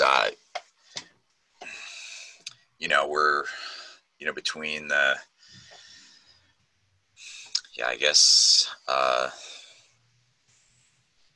does that make sense to you? Well, this data set's all backcountry snowpacks and forecasters.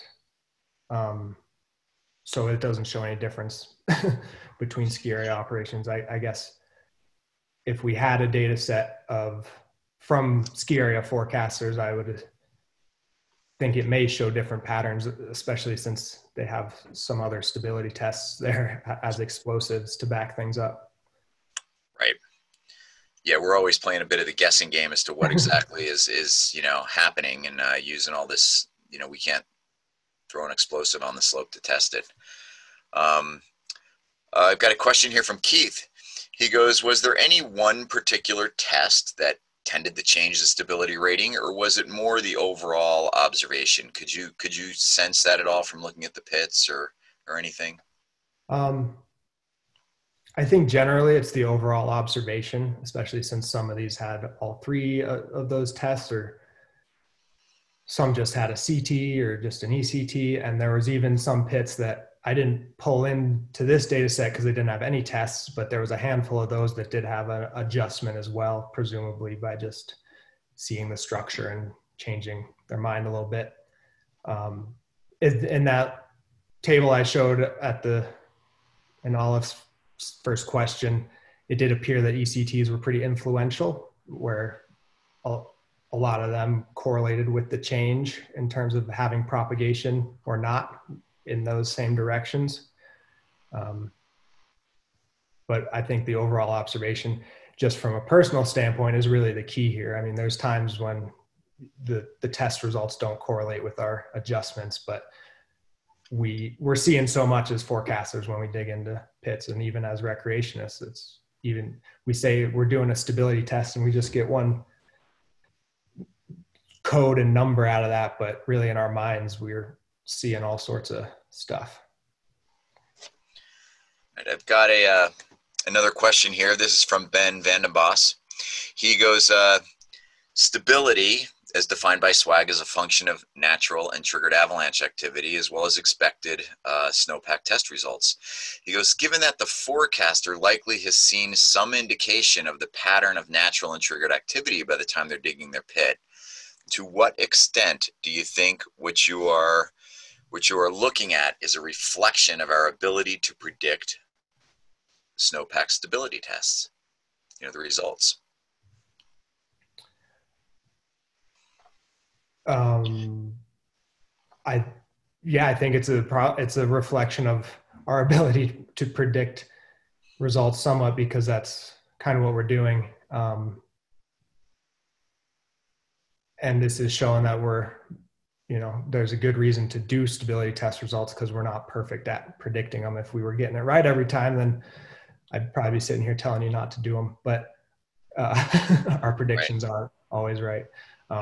And that, on that note, like, there wasn't a ton that initially rated it poor. There's very few that started as poor, in a situation where you would have seen natural avalanche activity and then later adjusted their rating. But as I said, a lot of it's in that fair range where you're probably missing that red flag data.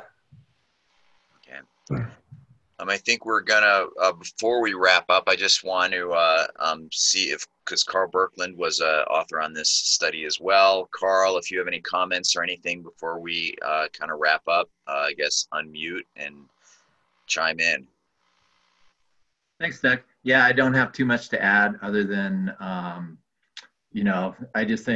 think Ben sort of hit it on the head when he said that, this represents our ability to, as forecasters, to predict what the conditions are.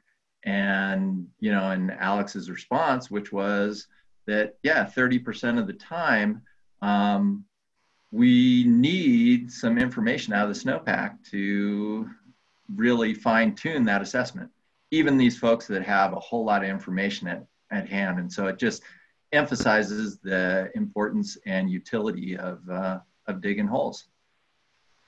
All right. Well, Alex, thanks a ton for your work. You did all the heavy lifting on this, so thanks a ton. And I believe this concludes our session. So I also want to thank Olive and everyone at CSAW for putting this on. And I believe Ethan is probably going to pop on. We've got a short break before we jump into our next session. So thank you. Thanks, Great. Doug. Thanks, Doug, and thanks, Olive, for running that session. That was great. Thanks to all the speakers. Really interesting work. And thanks to everybody in the audience that asked questions. It's really neat to be a fly on the wall and just listen to all of the discussion. I have to kind of sit on my hands, and I'll ask my questions later, I guess. But it's really, it's pretty neat to see this, and really enjoying everything that you guys are putting together. So thanks for that. I don't want to take too much time away from the break. So we're going to take a break until 10 till. At that point, we'll come back with DNAFIT and have today's tech talk. And then we'll head into the next session, which is on weather avalanches and avalanche cycles. So get up, stretch your legs, run around the block, and we'll see you back at 10 till. Oh, and you can stay logged in, so there's no need to log out if you don't want to. Have a good break.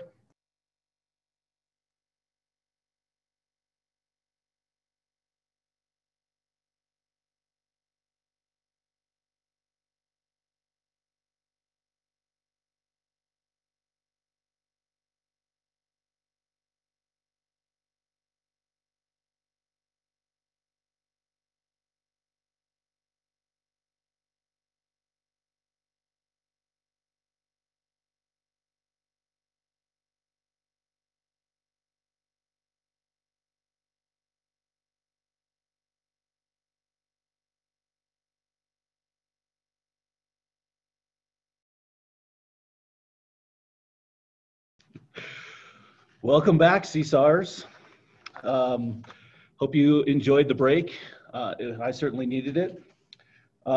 We do have a really exciting next session, so get ready for that. But before we move on to that, we have a tech talk from DNAFIT. So Ross from DNAFIT is going to join us and tell us a little bit more about some of the offerings that they're making and how to use their equipment in the field. Ross, are you there? I am. Thanks for letting us join in. Great to have you. Right on. We are excited to support the CSAW event here, and we produced 2 quick videos. We are, just wanting to join in on the know before you go subject, and making sure like knowing your gear is a big piece of that. And so we put some emphasis on making sure that you're listening to the signs of something not being right in your equipment, as well as just making sure that you're taking care of, how you put your equipment on, store it, and then prepare and use your skins for that day. So it's really just the basic stuff. If you haven't seen those 2 videos, I encourage you guys to jump in, and I also encourage any questions that you have for the quick 2 minutes while I'm here. But really, it comes down to listening and feeling your gear on the way up your skin track. Most importantly, if something doesn't feel right, make sure you address it. Second piece is just making sure your adjustments are set up before you get started. So, the way that the tech binding interfaces with your boot, it's a really small and precise adjustment. So your gap spacing in the back, there's really 2 common ways: a little bit of space to allow the ski flex, or binding that has a flex spring in it will be a little bit tighter, as you can see here on the screen. And we put a lot of emphasis in the connection of the toe piece and your boot insert. So, it's a really, really precise interface there with, that's meant to be quite tight in tolerance. So making sure you keep snow and ice out of there is going to be a really important thing to having, a safe day in the mountains and a really good day of powder skiing. So on the PMOCA side of things, some basic things like making sure you wax your skis before you go out really helps with the integrity and the lifetime of your skins. The glue is sort of a sensitive piece to that equation, and a really dry ski base will yank your glue off of your skin, or have clumping and snow and ice debris on your ski for your second lap. So just some basic things there to to keep people in mind that, you know, skin and binding and boot safety is a big piece of moving in the mountains. And we appreciate everyone's support. And yeah, if there's any questions, we're here to answer them. That's hey, Ross, we do have a question from the audience, and it's about re-gluing your skins. Is that something that people should undertake, or is it a lost cause? Yeah, no, I mean, if you've got a good pair of skins and an accident or something happened that just trashed your glue, absolutely re-glue them. We're doing re-glue kits as well as other brands have them, and most local shops will offer that as a service. You need like a hot knife to scrape off all the glue from the back of the skin and then reapply a new layer. But yeah, if you like, you know, were to drop a skin in the springtime on the ground and just get a ton of dirt or hair or something on there, yeah, I'd say it's worth it as opposed to getting a new pair. Great. Thanks for that, Ross. There's another question that came in, and it's about the strength of the pins on the binding versus the inserts on the boot. This person has a lot of miles on their boots, and they're worried about the wear and tear, and should they be replacing, I guess, one over the other, and how to figure out if one or the other is worn out. Yeah, I mean, it's super important on the gear that, I mean, it lasts so long. And then, you know, the boot insert, I would say, is something really important to pay attention to. If you can see any sort of like major scarring or major where the insert no longer looks like it's holding its shape, I would be concerned about, you know, the ability for that insert to hold the pin. As far as, you know, like, if you're using the same boot and binding over a same period of time, no one is going to wear faster than the other. You know, there's not like the perfect solution for when to retire them. It's just like, if you have any sort of visible indicator that something looks like it's worn down a little bit, I would recommend not using it anymore. I mean, they really hold their shape and everything for a very long time until either a catastrophic event of some sort of like major impact on them, or you know, it'd be like, you know, you bring them out in the springtime and just kind of see like they don't look like they used to. Great. Thanks a lot, Ross. That was super informative. We do have one other question, but we have to move on to the next session. So we'll send that to you, and whoever asked that in the audience, we will do our best to get you an answer. Awesome. Thanks so much. Thanks a lot, Ross. Hey, I do want to let people know, we've gotten a few comments about the level of science in this workshop, and we really appreciate that. This really is geared towards you know, people that are actively working in the field and avalanche workers. But we also have a backcountry avalanche workshop that's geared more towards recreationalists, and that's going to be hosted by the Friends of the CAC. Coming up in February. So if keep an eye out for that. And if you have friends that maybe didn't want to go through all of the talks in this particular work session or workshop, there's some other offerings for them. And we're trying to figure out how we can kind of spread that throughout the state, because it was just in Golden last year. And we got some comments that other people want access to that content. So the Friends of the CAC are definitely thinking about that and working on that. And we'll have something in February and probably let you know about it in another month or two. So stay tuned. Okay, our next session is on weather avalanches and avalanche cycles, and it's going to be moderated by Wendy Wagner and Jamie Yaunt. Wendy has a very long career, a couple careers, really. Her first one was as an athlete for the U.S. Nordic ski team, and she was a two-time Olympian. After that, she decided to go to school to study meteorology at the University of Utah, ended up doing some work with the Utah Avalanche Center, and now she's in Anchorage, where she is the director and forecaster for the Chugach National Avalanche Forecast Center. Jamie Yaunt is also a graduate of the meteorology program at the University of Utah. Go Utes. He's currently the winter operations manager for CSAW, where he oversees the statewide avalanche and snow and ice removal operations. He's been working as a meteorologist and a professional avalanche forecaster for 20 years, where he was at WYDOT on Teton Pass, was the had the briefest tenure at the CAC as a forecaster, and now works with us at CDOT. So welcome, Jamie and Wendy, and I'll turn it over to you. Great, thanks, Ethan.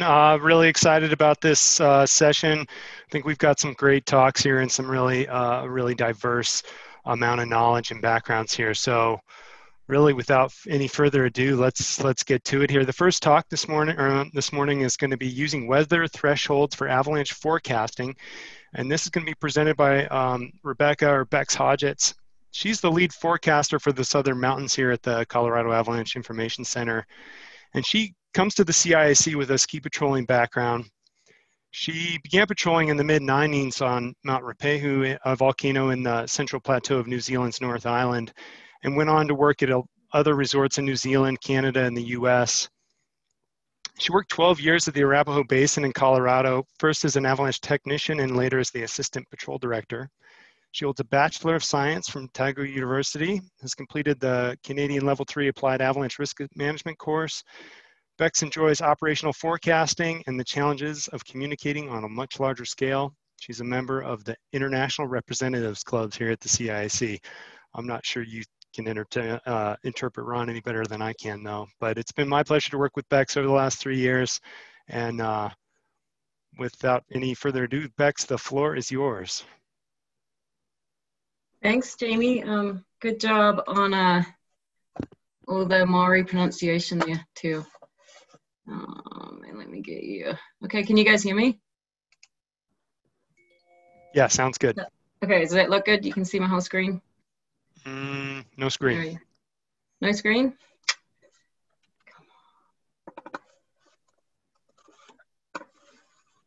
Come on, computer, let me show me some love. Okay, share screen. Is it working? Nope. No. Awesome. Okay, how about now? Yes. Yay. Okay, one more step. Want my mouse over there to work. Jeepers creepers. I messed with it. Okay. How's that? Looks great. Ah, thank goodness. All right. So hi, everyone. Yeah, good job on the Maori pronunciation there. Jamie, that was awesome. So yeah, as he said, I'm Bex. Thanks for the intro. And Ron and I are working, or prior to this year, I was working as a highway forecaster in Colorado, and we are charged with areas that have a very wide spatial berth. So my areas that I worked in, it took me about, I don't know, 5 or 6 hours to drive all my avalanche areas. They were about 290 miles apart. So in large storm cycles, it could be really challenging to keep up with all these different areas with all their unique challenges. You know, we'd have also a very wide range of elevations from like 9,500 feet to 14,000 feet.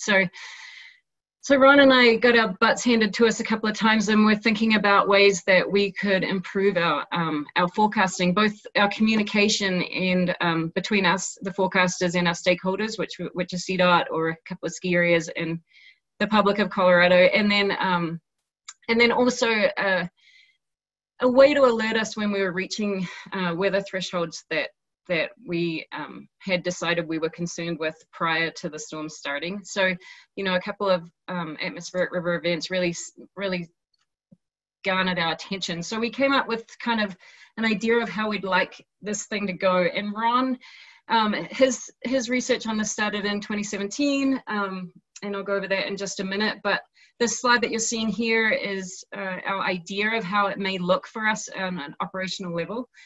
So the red line's kind of defining two different parameters. The one on the left is the current and past weather for the storm cycle, and then the one on the right is the weather forecast from the WRF model, which John Schnook runs for the CAIC. And then those red boxes indicate thresholds that are set by the forecaster. And I'll go into that a little bit more in just a second, but they're forecast to set thresholds, and when all of these line up, that's when we we think that we may be getting to peak instability. And just to clarify, what we're interpreting as peak instability is starting to see natural avalanches to the roadway. And so Ron started this in 2017, and he looked at single variables. So here's an example of the weather, of the wind from the Seven Sisters. So in this situation, he's just looking at wind data. The red marks there on the graphs are when we get peak loading, or the best loading patterns for the Seven Sisters. The black, which you can't really see here, I just snatched this yesterday so that it wasn't very windy on Loveland, which is kind of unusual, but the black is now winds, and then green and blue, the green is 12-hour winds and the blue is 24-hour winds. And the idea behind what we talked about is that we have a way to monitor our weather stations for weather thresholds that we think we may be getting close to. Then in this talk, we looked into using AI or machine learning to look at SNOTEL and weather station data and pull out parameters that seem to preclude avalanches to the roadway. And then the last way was to give notifications to the forecasters. And currently Ron has set up for us a text notification system. So you can set your thresholds for wind, temperature, and snowfall, and it will text you when you start to reach those. And that's really helpful when you're looking at like 4 or 5 different highway zones, all that have different path characters that behave differently in different weather situations. So, when you have these huge events where it's going off everywhere, that you may get like the storm initially comes in from the north and then switches to the northwest, it'll light up different areas in your forecast zone at different times. So it's really helpful to like cut out the noise for forecasters that are already freaking out a little bit.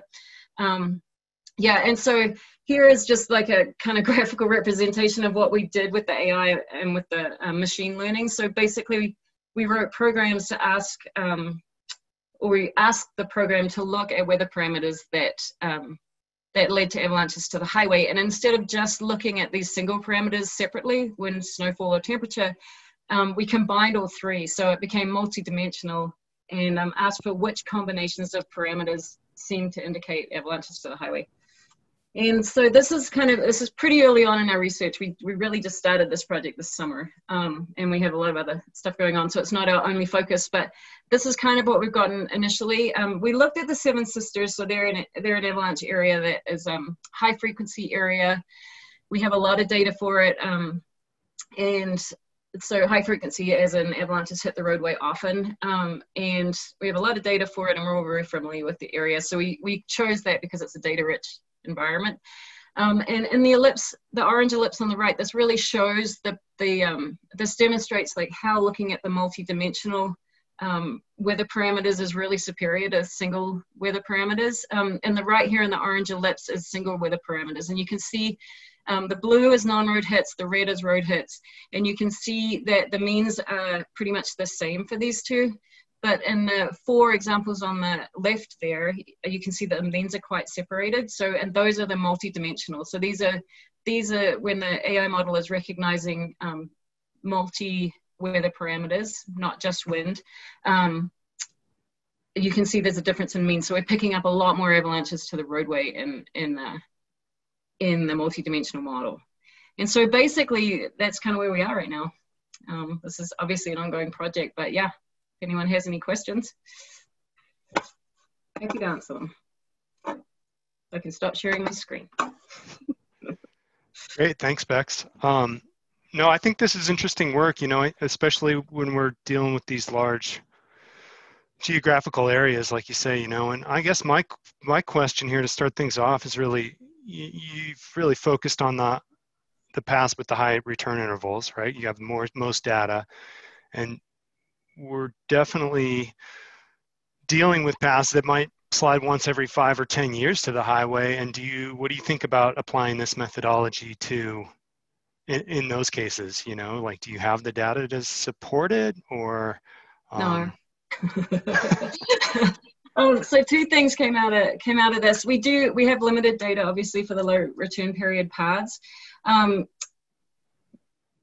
But so the first one is, it really highlighted to me how important it is to take do a really good job of recording avalanches to provide good data. So that's just something to throw out to the universe, which I know is not new to anybody here, but it really is when you start pulling this information in to use for research topics. Good data is like essential. And then for the low return period areas, so the whole idea behind this model for us in the forecasting tool is that it is forecaster derived. So basically the program is going to make a suggestion like, hey, Bex, in the past we've seen avalanches in these conditions, and then you can go in and adjust your thresholds. So for example, on Independence Pass, Highway 82, it's a low traffic density road with really large paths, and it's not uncommon to see avalanches high in start zones all winter, and we're never worried about the road. And then we also have very little data as to when avalanches have hit the road there. So we can use the data that we have, and the model will suggest that we're reaching a threshold, but from there the forecaster goes in and can manipulate the thresholds. So it'll seem I can still go in and say, hey, you know, if we're getting north winds and we've had more than 20 inches of snow, send me an alert, and it'll do that. So it'll still refocus the forecaster.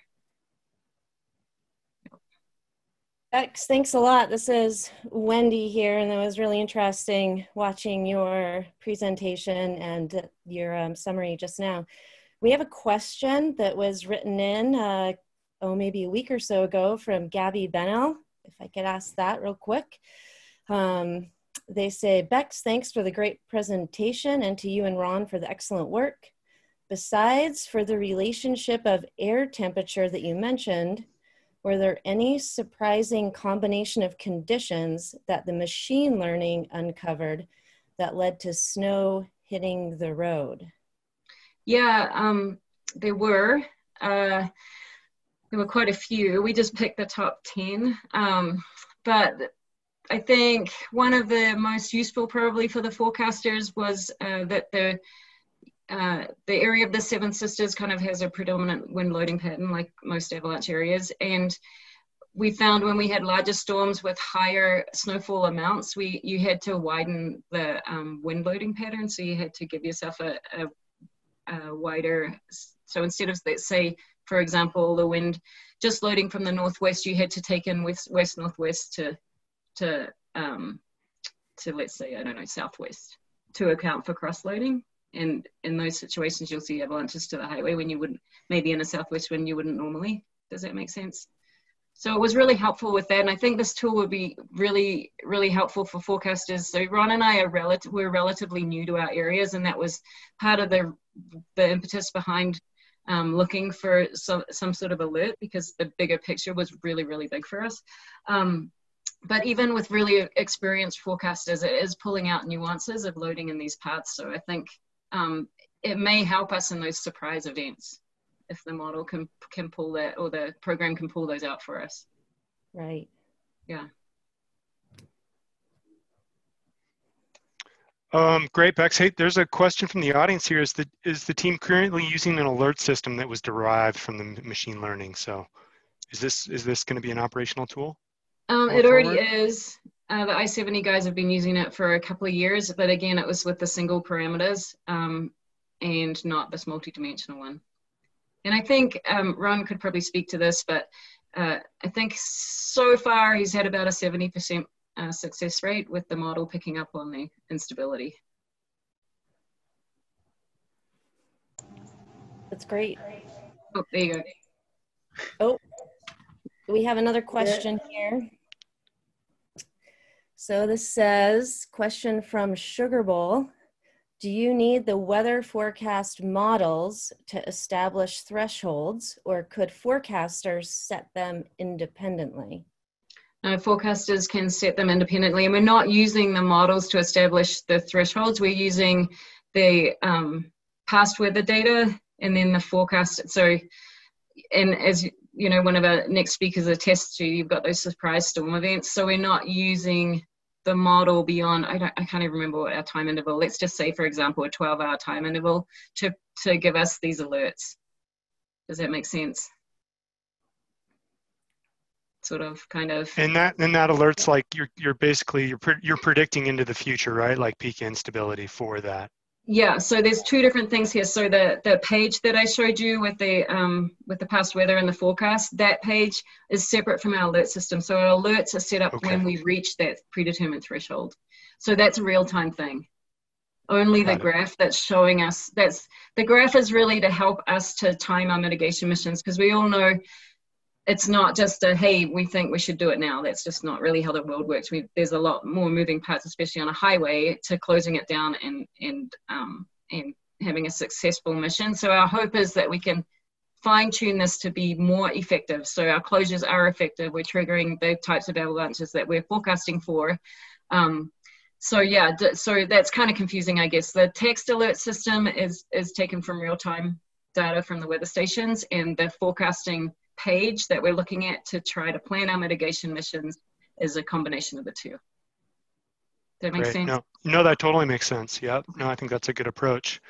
There's a question here from John Fitzgerald. So he's wondering if you broke down the non-road hits into size relative to path, or is it just non-road hits and road hits? It's just non-road hits and road hits, and that's just straight from our database. Yep. So. Well, and I guess I'd like to follow up with that a little bit too. Like, I mean, what do you see as the most, where's the most operational value? Is it the predicting the non-road hit versus road hit, or is it the predicting the peak instability? So the peak instability, as far as timing mitigation goes, because obviously we don't want to be, if the avalanche is already hitting the road, we're too late. So sure. So helping us with timing our missions is probably one of the best operational predictors for the model. And then also again, that spatial thing, like letting us take a look at the big picture and yeah, planning and fine tuning our forecasting. Well, that kind of segues into this question from the audience that we have here. And they say, this looks really interesting. What do you think the downfalls or limitations of this approach are? I mean, if you were using this as purely a forecasting tool, like we haven't even talked about Snowpack, like this whole idea has more holes in it than Swiss cheese probably, but it's a place to start, right? And it's especially for people learning their area, like it's a really good place to start, and it's data driven, so it's something we can really sink our teeth into, rather than, we all know, like a lot of the model when we looked at the Seven Sisters results was things were showing results in patterns that we already knew and we were already forecasting for. But there were some interesting little pieces in there, and they may, like I said earlier, like help us to explain those surprise events that catch all of us. So yeah, hopefully that answers the question. But yeah, there's plenty of downfalls. Like the data is so skewed already, so that we're getting the data from the CIC website, which our forecasters all enter their explosive mitigation mission results into, and all of our mitigation results. So already we're only using a data set that comprises observations from when we decided it was time to do mitigation. So there are a lot of natural avalanches in there actually, but we've already skewed it to there. So yeah, there's a lot of room for holes for sure. There's a question here from Brent Corpola, and he's wondering what you're using for a notification system, if it's text. Yeah, it's a text to a telephone. Yeah. Nice. Bex, I have a question here from earlier as well, and that is kind of coming back to, they have about kind of slicing this problem, and the question states, with the uncertainty in the weather forecasts and the actual snowpack properties, differentiating between road hits and non-road hits, is this slicing the problem too close to the edge for operational challenges? Yeah, right. So that's going to be totally dependent on the character of the path. You look at the snowpack, what kind of weak layer are we looking at? What's our avalanche problem? Yeah, if you just look at it in black and white, it's definitely slicing it too close to the edge, but we all know how varied everybody's operational areas are. And so it's just, that's why the forecaster input is so important, you know. Right. I have a question too, like how, I mean, if it's great if you have your weather station right there next to your path where you're forecasting, right? But what if you're in a corridor and you've got one weather station, you've got to extrapolate that information across the corridor? I mean, obviously it's a limitation, but there's probably some ways to turn the knobs on that.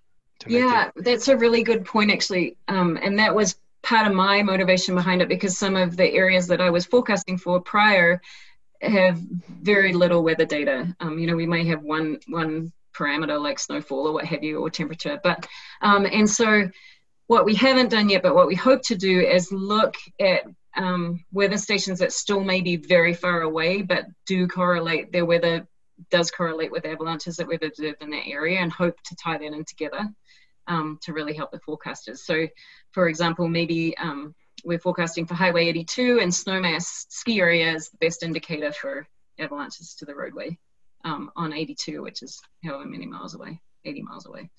But yeah, so I think it came, we haven't looked at it yet, is the honest answer, Jamie, but I'm hoping that we can tie something in there. And I think that we probably can. I'm sure that we probably can. So that'll be really good for forecasters.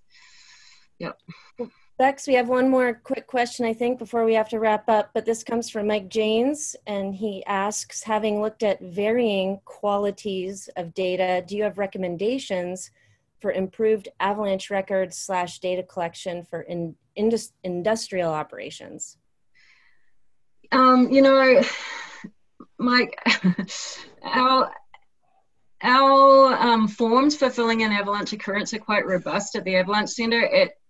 From what I've seen, it tends to be the fact that forecasters aren't filling them out quite as thoroughly as they should, and that has, or as we feel like they should when we want to use the data. And I think that probably comes down to a lot of factors, and part of it is you've been working your butt off for 5 days already, and now you have to enter 700 avalanches, and it ends up being our R2D2 for 10 of them or whatever. So I think for us, we're going to highlight some questions in our data collection for our forecasters going forward that'll work well for us.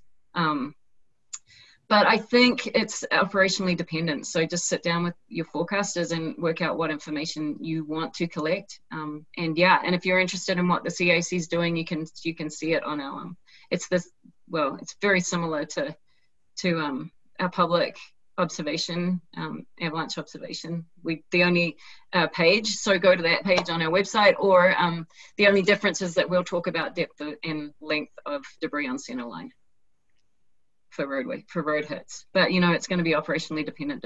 That's just highway specific. So and if you'd like to talk about what we do, just shoot me an email and I can let you know.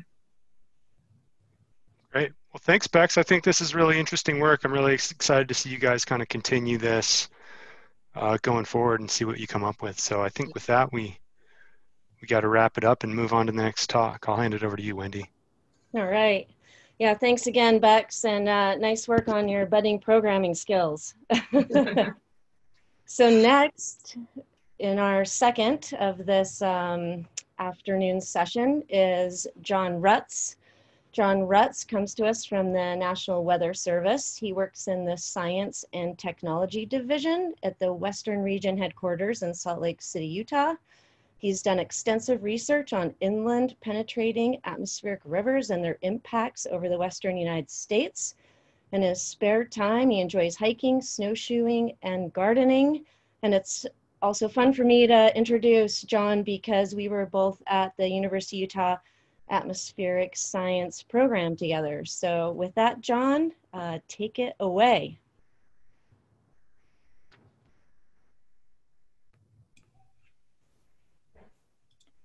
All right, thank you for the very nice introduction, Wendy. It's really sort of an honor to be speaking to all of you today and to be able to share my presentation that hopefully some of you were able to view.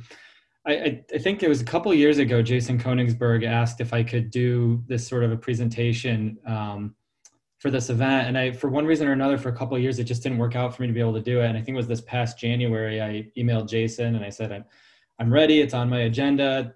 signed me up, and I planned this whole Colorado trip around it, and here we are, you know, at home. But all's good. And so what I'm gonna highlight a little bit here is the relationship between inland penetrating atmospheric rivers and Colorado avalanche cycles. And I want to be clear that this is really just like a very preliminary analysis, but we want to see if there's any signals that we can pick up here, especially when it comes to these really big avalanche cycles that are sometimes experienced.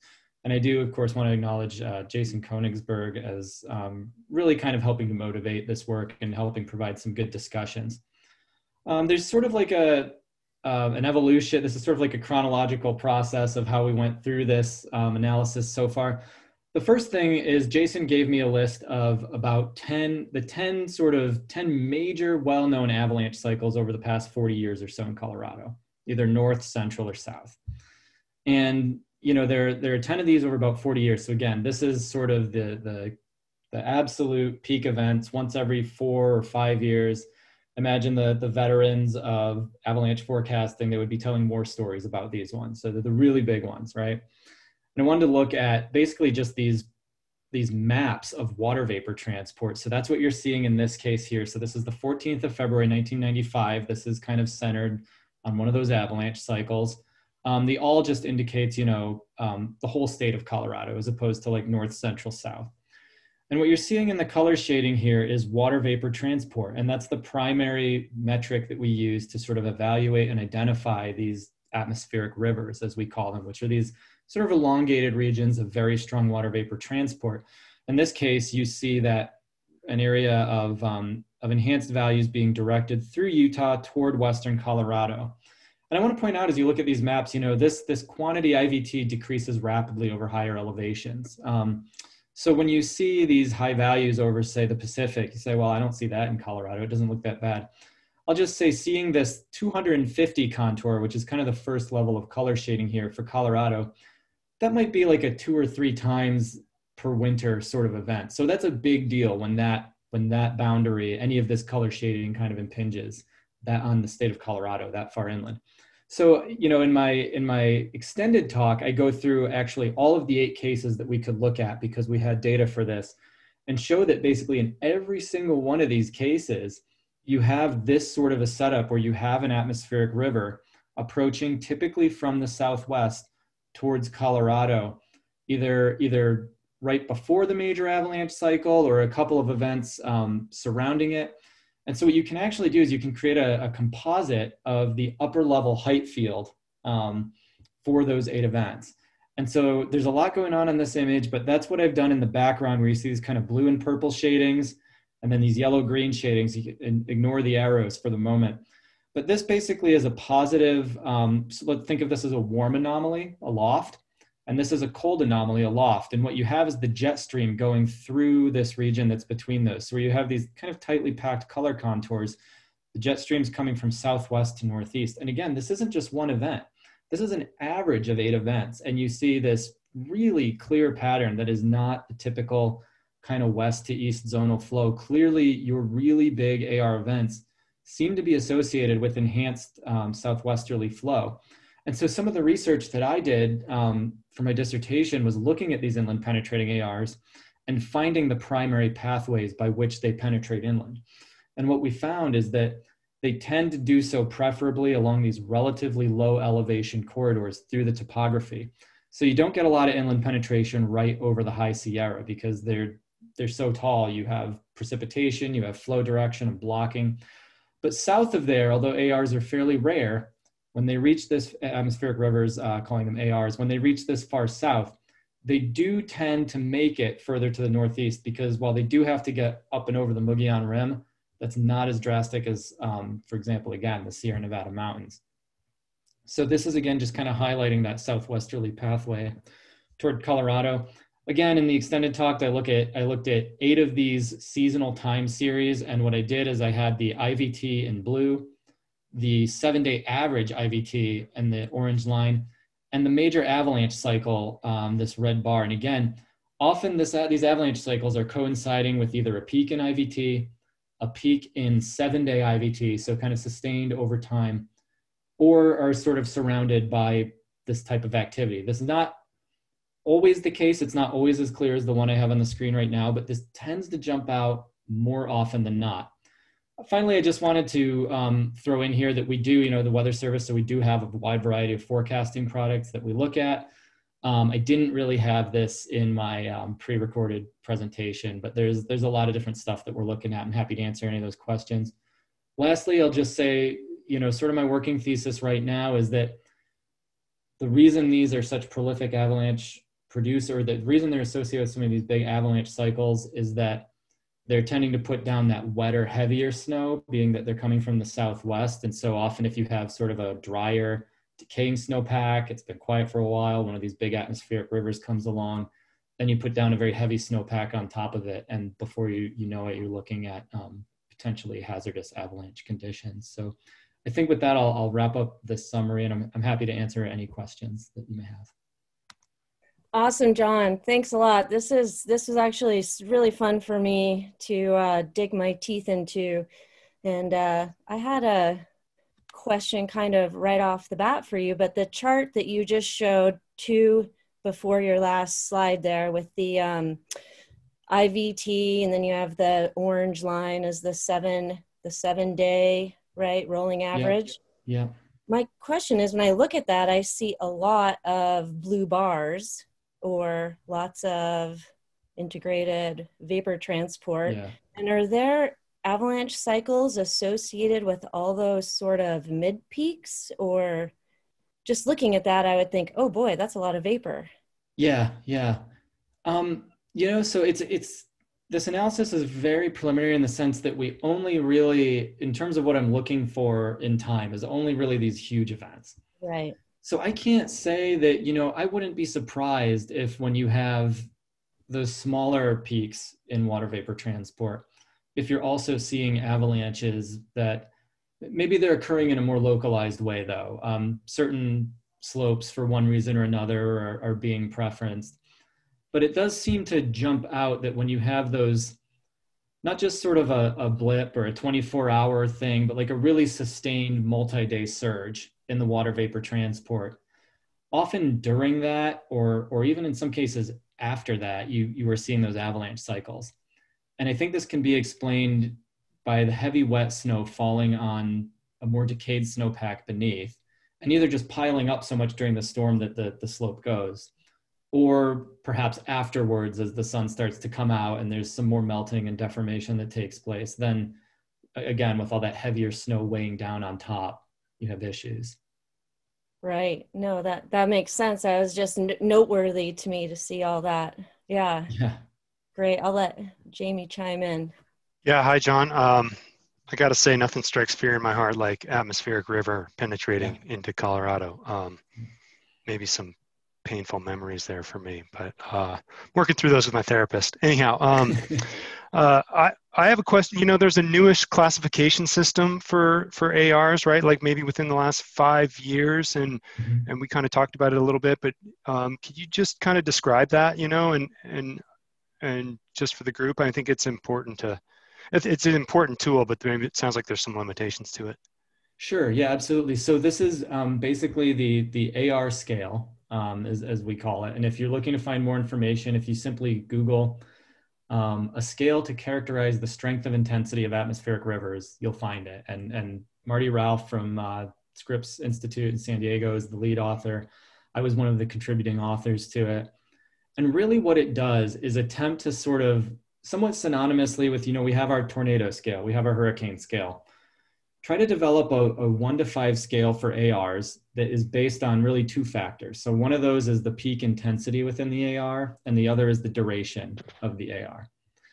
And while those 2 things don't explain everything about the impacts associated with an atmospheric river, they're sort of the 2 dominant metrics in explaining the impact. So like if you could only pick 2 things to know about a storm, those 2 would give you the best bang for your buck in terms of predictive skill. So that's what it's based on. Now, the problem is it's sort of developed primarily with coastal areas involved. That's one of the issues with it. So as you get away from the coast, as I mentioned, the minimum threshold for categorization on that scale is IVT over 250 units. And you saw on that one chart that I showed, 250 is like a maybe a once a year event for Colorado. And Utah is not too dissimilar. So once you get into the interior West, you can have really high impact events that don't even really register on the AR scale. There's some other issues related to the fact that it doesn't take into account antecedent conditions. It doesn't take into account flow orientation relative to topography. So there's a lot of factors that we sort of rely on the local meteorologists and forecasters to sort of work into their prediction. Overall, I think it's a nice step in the right direction because we are finally differentiating between these weaker atmospheric rivers, which tend to be like beneficial for snowpack and eventual water over the West, and those atmospheric rivers that, you know, are also providing useful snow and water, but also are quite hazardous sort of at the higher end. Right. Awesome, John. We have a live question from Ian Fowler. Ian, if you want to unmute.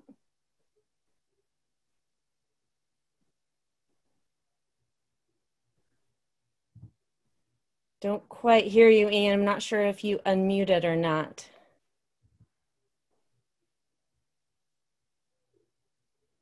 Oh, it looks like Ian is gone. We have another question here, John, with, let's see, where did it go? It says, great talk, and it is from David. For visualizing these inland penetrating ARs for forecasters, do you know if these are normalized or scaled, for example, using 700 to 300 millibar anomalies for terrain to give us a better idea of a true AR passing over Colorado or an inland region? Yeah, thanks, David. That's a great question. So this is something I looked at a little bit when I was in graduate school and ultimately sort of abandoned, is this idea that because, you know, all right, so you have integrated water vapor, also known as precipitable water, right? And that's basically the total liquid water if it were all condensed in a column of the atmosphere. And so naturally, as you get over higher surface elevation, the column depth decreases. So your IWV values drop, even if you remain fully saturated. IVT, or integrated water vapor flux transport, is similar, except instead of just the column water vapor, it's actually in each layer, you take the water vapor and you multiply it by the wind speed, and then you add up all your layers. And I'm sorry, I'm getting a little into the weeds here, but I think it's important to understand that. And so you can normalize that IWV, that total column water vapor, by topography. That's fairly easy. But the integrated water vapor doesn't correlate nearly as well with precipitation as the water vapor transport, particularly during the cool season and over mountainous regions. And again, because of the way that transport is calculated with wind at every level, I'm not saying that you couldn't normalize it. There probably is a smart way to do it, but it is really complicated and fraught with all sorts of issues depending on the temperature profile of the column and a variety of other factors. So all that is to say, I think pursuing this is a good thing. I think that, you know, one way you can do it is simply look at an anomaly of water vapor transport relative to climatology. And that's one of the forecasting tools that we do use in the Weather Service. But I think that's definitely a promising track to pursue. Awesome. Yeah, kind of along those lines, there's another question here from David. Is there an El Nino signature from penetrating ARs? And I guess I'd add to that, like, is there, are we seeing more strong ARs? Are they occurring more frequently? Are they tied to the ENSO oscillation? Yeah, so I would answer that by saying, as far as inland penetrating and ARs and ENSO goes, Utah and Colorado, I think, are both notorious for their unpredictability in terms of a lot of these short-term climate trends that people look at. So whether it's the El Nino or the Arctic oscillation or you name it, it's really hard, even if we know what those climate indicators are going to be 3 months in advance, even if we can predict them perfectly, it doesn't really load the dice in a particular way for the interior Western US. So I would assume that implies that it doesn't really preference the penetration or non-penetration of atmospheric rivers into the interior, which I know is not very, useful prediction wise, and that's unfortunate. But I do think there is some promising stuff on the horizon, like in the 2 to 4 week period. As far as whether they're getting stronger, yeah, I don't have any quantifiable data to throw at you right at the moment, but my sense for watching these really, really closely for the past 10 years or so now is that there tend to be more in a given, well, there do tend to be in the years that are big years. I mean, I think it was the winter of 16-17 over the past 40 years was like the second most ARs over the past 40 years. And then I think 18-19 was the most. So, but then in the down years, we seem to have very, very few, and the drought-like conditions are taking hold. So maybe the way I want to answer that question is to say that there seems to be a lot more variability year to year in the amount of ARs that we're seeing. But I would also add to that, it does seem like the tendency is that when they do occur, they're also stronger. Interesting. Thanks, John. We have a live question from Andrew. Andrew, if you want to unmute and ask your question. Hey, can you hear me? Yeah. You can. Hey, John, this is a great talk. It was one of my favorite ones so far. Thank you. I was wondering if you've had a chance to look at any seasonal variables, you know, like maybe composites for November, December, January, or even just like snowfall totals or anything like that to see how that plays a role combined with atmospheric river events later in the season. Yeah, so the question of sort of with does what has happened in the recent past sort of fuel what's happening maybe shortly thereafter? I haven't really looked at that in detail. The predictive meteorologist in me always wants to try to have some sort of answer and offer some sort of insight. But the scientist in me says that if you don't know, you should just say you don't know. And I don't know. But that is a really good question. And it's something that the research community should look a little bit more at. Yeah, I guess what I was getting at was more not whether like a pattern, you know, a certain circulation pattern would lead to an atmospheric river down the road, but whether like if you have a series of, you know, persistent blocking patterns in the early season, then maybe you'd have a weaker snowpack that would be more prone to having a big avalanche cycle later in the season. And that would certainly make sense to me. I'm sort of like aware of snowpack science and avalanche science, but in a very fringe way. I mean, I would sort of leave that to some of the experts to handle that specifically in terms of like how prior weather patterns would affect the snowpack. But based on what I'm seeing, I mean, it certainly makes sense that if you are stuck in a pattern that is a blocking pattern and you're high and dry for a couple of weeks and then it breaks and you have one big storm or multiple storms cutting through the ridging, I would imagine that would be a fairly hazardous scenario. I hope I answered that question decently. Great. Yeah. Thanks. Yeah, thanks, John. Again, I really, really enjoyed it. Thank you. Thanks, John. We have to cut you off now. Unfortunately, we do have some more questions, but like Ethan said, we can hopefully get those to you.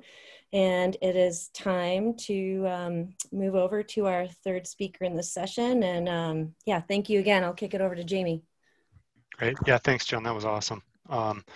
Okay, yes, my pleasure to introduce our next speaker, which is Lori Delaney, talking about a little Cottonwood Canyon February 7th, 2020 avalanche cycle. This is a pretty fascinating story.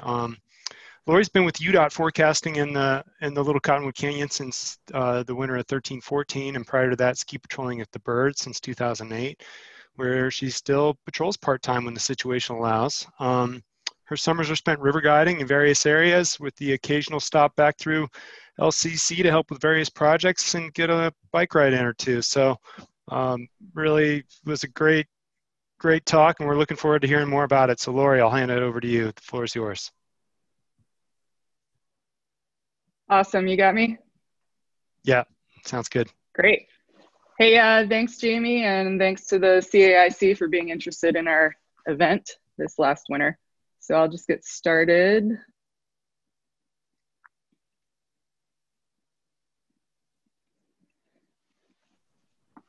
Okay, you got that? Looks good. Cool. So this event really kicked off February 5th through 8th, and kind of our major slide avalanche cycle happened on the 7th. So I'll just kind of start off with a brief overview of Little Cottonwood Canyon again. I won't get too heavy into this, but so over 50% of the mileage within this canyon is affected by avalanches, some of them pretty high return frequency in the winter months. With that, we have a pretty large traffic problem, often standstill traffic underneath our slide paths during increasing avalanche hazard. And to compound that, we have a pretty substantial number of structures up in the upper canyon that are also in run-out zones and can be heavily affected by both small and major avalanches. So with that, we have a pretty aggressive mitigation program, and it can be pretty complex and dynamic at times and hard to keep up with. So moving to the specific storm in question, this is February 5th, some of the images that we were seeing there and being given to us. To give you a little background, our snowpack at the time was actually pretty stable overall, about 92 inches at our base weather study plot. But we did have about 20 centimeters of very light density, unsettled, uncompacted snow on the surface. So that was really a key component in how things played out for us. So then coming in at us, we've got what the forecasters are calling a classic dirty ridge northwest flow coming in on top of us with a tropical and subtropical moisture tap. So we're anticipating that we're going to see heavier density snowfall coming in. And it was noted by a couple folks that this also might, qualify as an atmospheric river event. So it was really interesting to see the previous presentation and hear some of that information as well. So with that, we're anticipating that we're going to have a problem no matter what the forecast is giving us. We're seeing maybe 1 inch to 2.5 inches of water with maybe 30-ish inches of snow. So we're almost certainly going to have an avalanche problem. What happened was much bigger than anticipated. So as we're going into the storm, the night of 2/5 moving into Thursday 2/6, our hourly water totals are really increasing beyond what was expected. We're in a consistent pattern of over 1/10 an inch to 2/10 an inch of water. This is our hourly ETI obs, pretty consistently throughout the bulk of the storm. And with that, the predicted associated very strong west-northwest winds, which is a very favorable loading pattern for us, in addition to the strong consistent winds and strong gusts. So that led to quite a bit of uncertainty as to when our avalanche problem was going to happen, but we knew that we had to proceed pretty conservatively, and we did get pretty lucky with the timing of this storm event. We were able to close pretty early on, do some aggressive control work to try to protect the roadways, to get people out of there that didn't need to be up in the area, and then also to start protecting the structures, which we started to become concerned with early Friday morning when things really kicked off around 3 a.m. We're getting reports of massive natural activity. This is an image here of one of our triggered slides. This is the Toledo slide that came down. This powder clouded the Peruvian Lodge area. It didn't actually affect any structure or vehicle, luckily, but it can. So that's really what we were concerned about at this time, was the snowbird village in the town of Alta. Like I said, we got pretty lucky with the timing of this storm and really had minimal damage in terms of aftermath. Snowbird entry 1 sign disappeared, too bad for them. One minor construction site damage and a little bit of cabin damage, 1 minor injury. But Yeah, so what we came out of with this storm was 41 inches of snow with a pretty impressive almost 7 inches of water, 58 hours of closure, I believe 54 hours of interlodge, which is on our records the longest interlodge since 2004.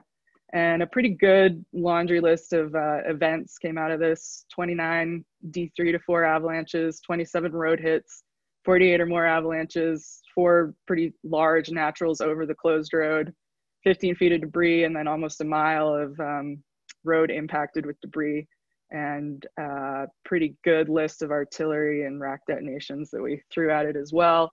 So as I noted in the presentation, the cleanup was pretty substantial in a number of realms, but the plow crews did a great job and got it done. This is just a brief, I don't know if you can actually see it, but part of the construction site, there was some equipment and Connex container damage there, but luckily nothing too major. So I think that's kind of the gist of it. It's pretty exciting. Yeah, I'll say 7 inches of water. Yeah, indeed. Well, I'll kick things off with a question. Like, you've been there for a little while. You guys have made a huge investment in racks over the last handful of years, right? I mean, how'd that kind of play into the equation? Like, having those at your disposal, does it really make a big change in operations when you're in a cycle like that? Yeah, I would say in certain areas, it actually has been super beneficial for us. Primarily, I would say in the Hellgate condos area, the Hellgate Cliffs area. And that's a section of area that we have the ability to close that section of road under the main line of Superior, under Superior, and reroute traffic around our bypass road. However, the Hellgate Cliffs is part of that, and we try to allow the residents in that area access, but it's also a section of our terrain that is smaller avalanches can affect that road. So we allow residents only, and we feel better about doing that because of our recently installed Hellgate rack system, GAZEX system up there. So it gives us the ability to really quickly interlodge those guys because there's not regular traffic going through there, and do a quick round of control work with the GAZEX versus having to interlodge everybody up there for artillery work and subsequent shrapnel, et cetera. So that's probably the most direct current benefit that we've seen from that. Nice. Great. Thank you so much. It was so fun to watch your watch the events unfold in your talk with last February's event here. There's a live question actually from Joseph Biebel. And Joseph, if you can unmute yourself and go ahead.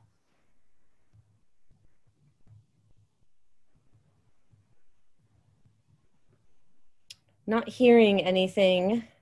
Joseph, you try one more time to unmute yourself. And then feel free to write your question in the chat. We'll go on to another question we have here. And that is, this is from Carl. Let's see, what was the construction site? In other words, what are, sorry, Laura, I'm trying to, I don't know if you can see that. What are they constructing? Oh, what are they constructing? The avalanche path. And sorry, I'm trying to figure, did that make them think twice about building in that location? I think they're wondering about the actual site that you said that was damaged. If you can speak a little on that. Yeah, so that's, we talk about this a little bit too. So what that is Snowbird is building a new power plant in their Superior lot, and they're building it to avalanche specs, and it is in a major slide path. So they did not finish it this winter. They thought they would, but as with winter construction, that's always a little ambitious.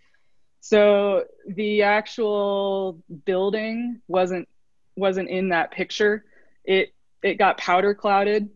Nobody was in the site, of course, you know, that's heavily restricted, but they had staged a bunch of equipment and Connex containers over further to the east So that did get damaged, and turns out you probably don't want to weather a major avalanche event in a Connex container.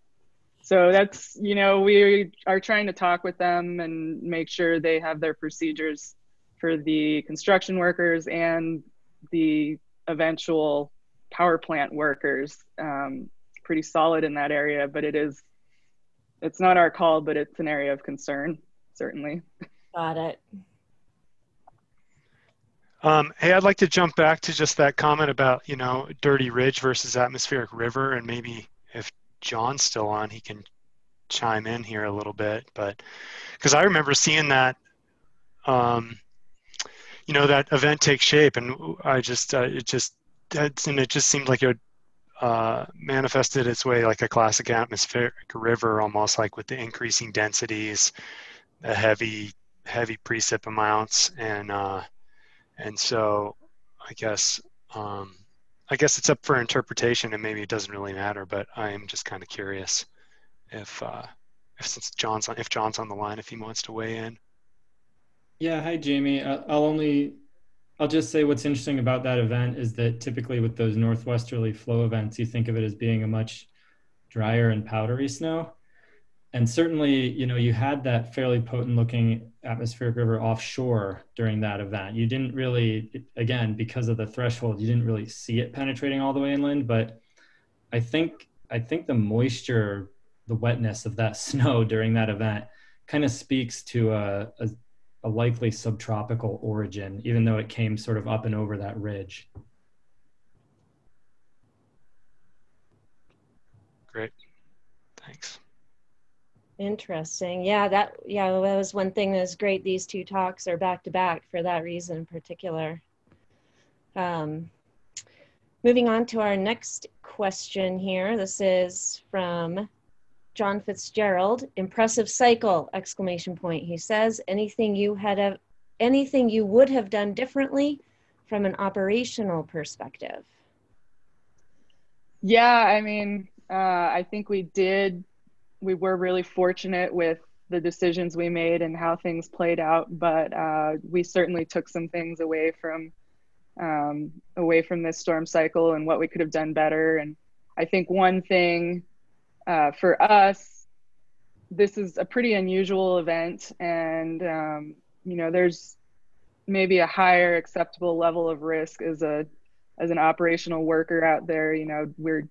We're placing the public safety above ours a little bit, but when you get into these types of cycles, and you really need to rein it in operationally yourself and really limit your movements even more than we already had. And so I think we exposed ourselves to a little bit of risk, just a couple of times that we got lucky timing wise, and it was pretty eye-opening, just with some of those natural cycles and trying to move even just minimal equipment around, and realizing that you really have to take that into account and pull back even more, even though it's really hard to do in the moment and you're really hyper focused. So yeah, I'd say that would be a major thing for us. Right, thanks. Nice, that's good. Lori, there's another question here from the audience, and wondering, did you have issues with backcountry skiers trying to get past the closures or get into the backcountry to ski any of that terrain? We really didn't. We had a pretty effective police blockade down at the bottom, and it was not as extreme elsewhere in the central Wasatch. Little Cottonwood really received the bulk of everything, but the instability did exist elsewhere. So I think it became pretty apparent to most backcountry skiers that it really wasn't the time to be out and about, even in other areas that weren't receiving the same amount of precipitation. And really backcountry skiers have been pretty well behaved, luckily for us, the past couple of years. I don't know if it's our informational messaging, the help of the UAC. So we've been pretty fortunate with that so far lately. Great. Lori, I have a question here that was written in a week or so ago when the talks were uploaded from Gabby Bennell, and it says, thanks for the presentation. And they're wondering if any of the paths with the rack systems slid naturally before you could shoot them, or did only paths without those systems produce natural avalanches? And I'm guessing hit the road, but I'll let you answer that. Yeah, so I would say none of the paths that we use rack systems with slid naturally. They did slide after being triggered with some pretty impressive results. The natural paths, the natural activity were in the paths that we control with artillery. Great. Lori, did the ski areas keep doing control work through the storm cycle, or did they pull the plug at some point and just back off? I'm just curious.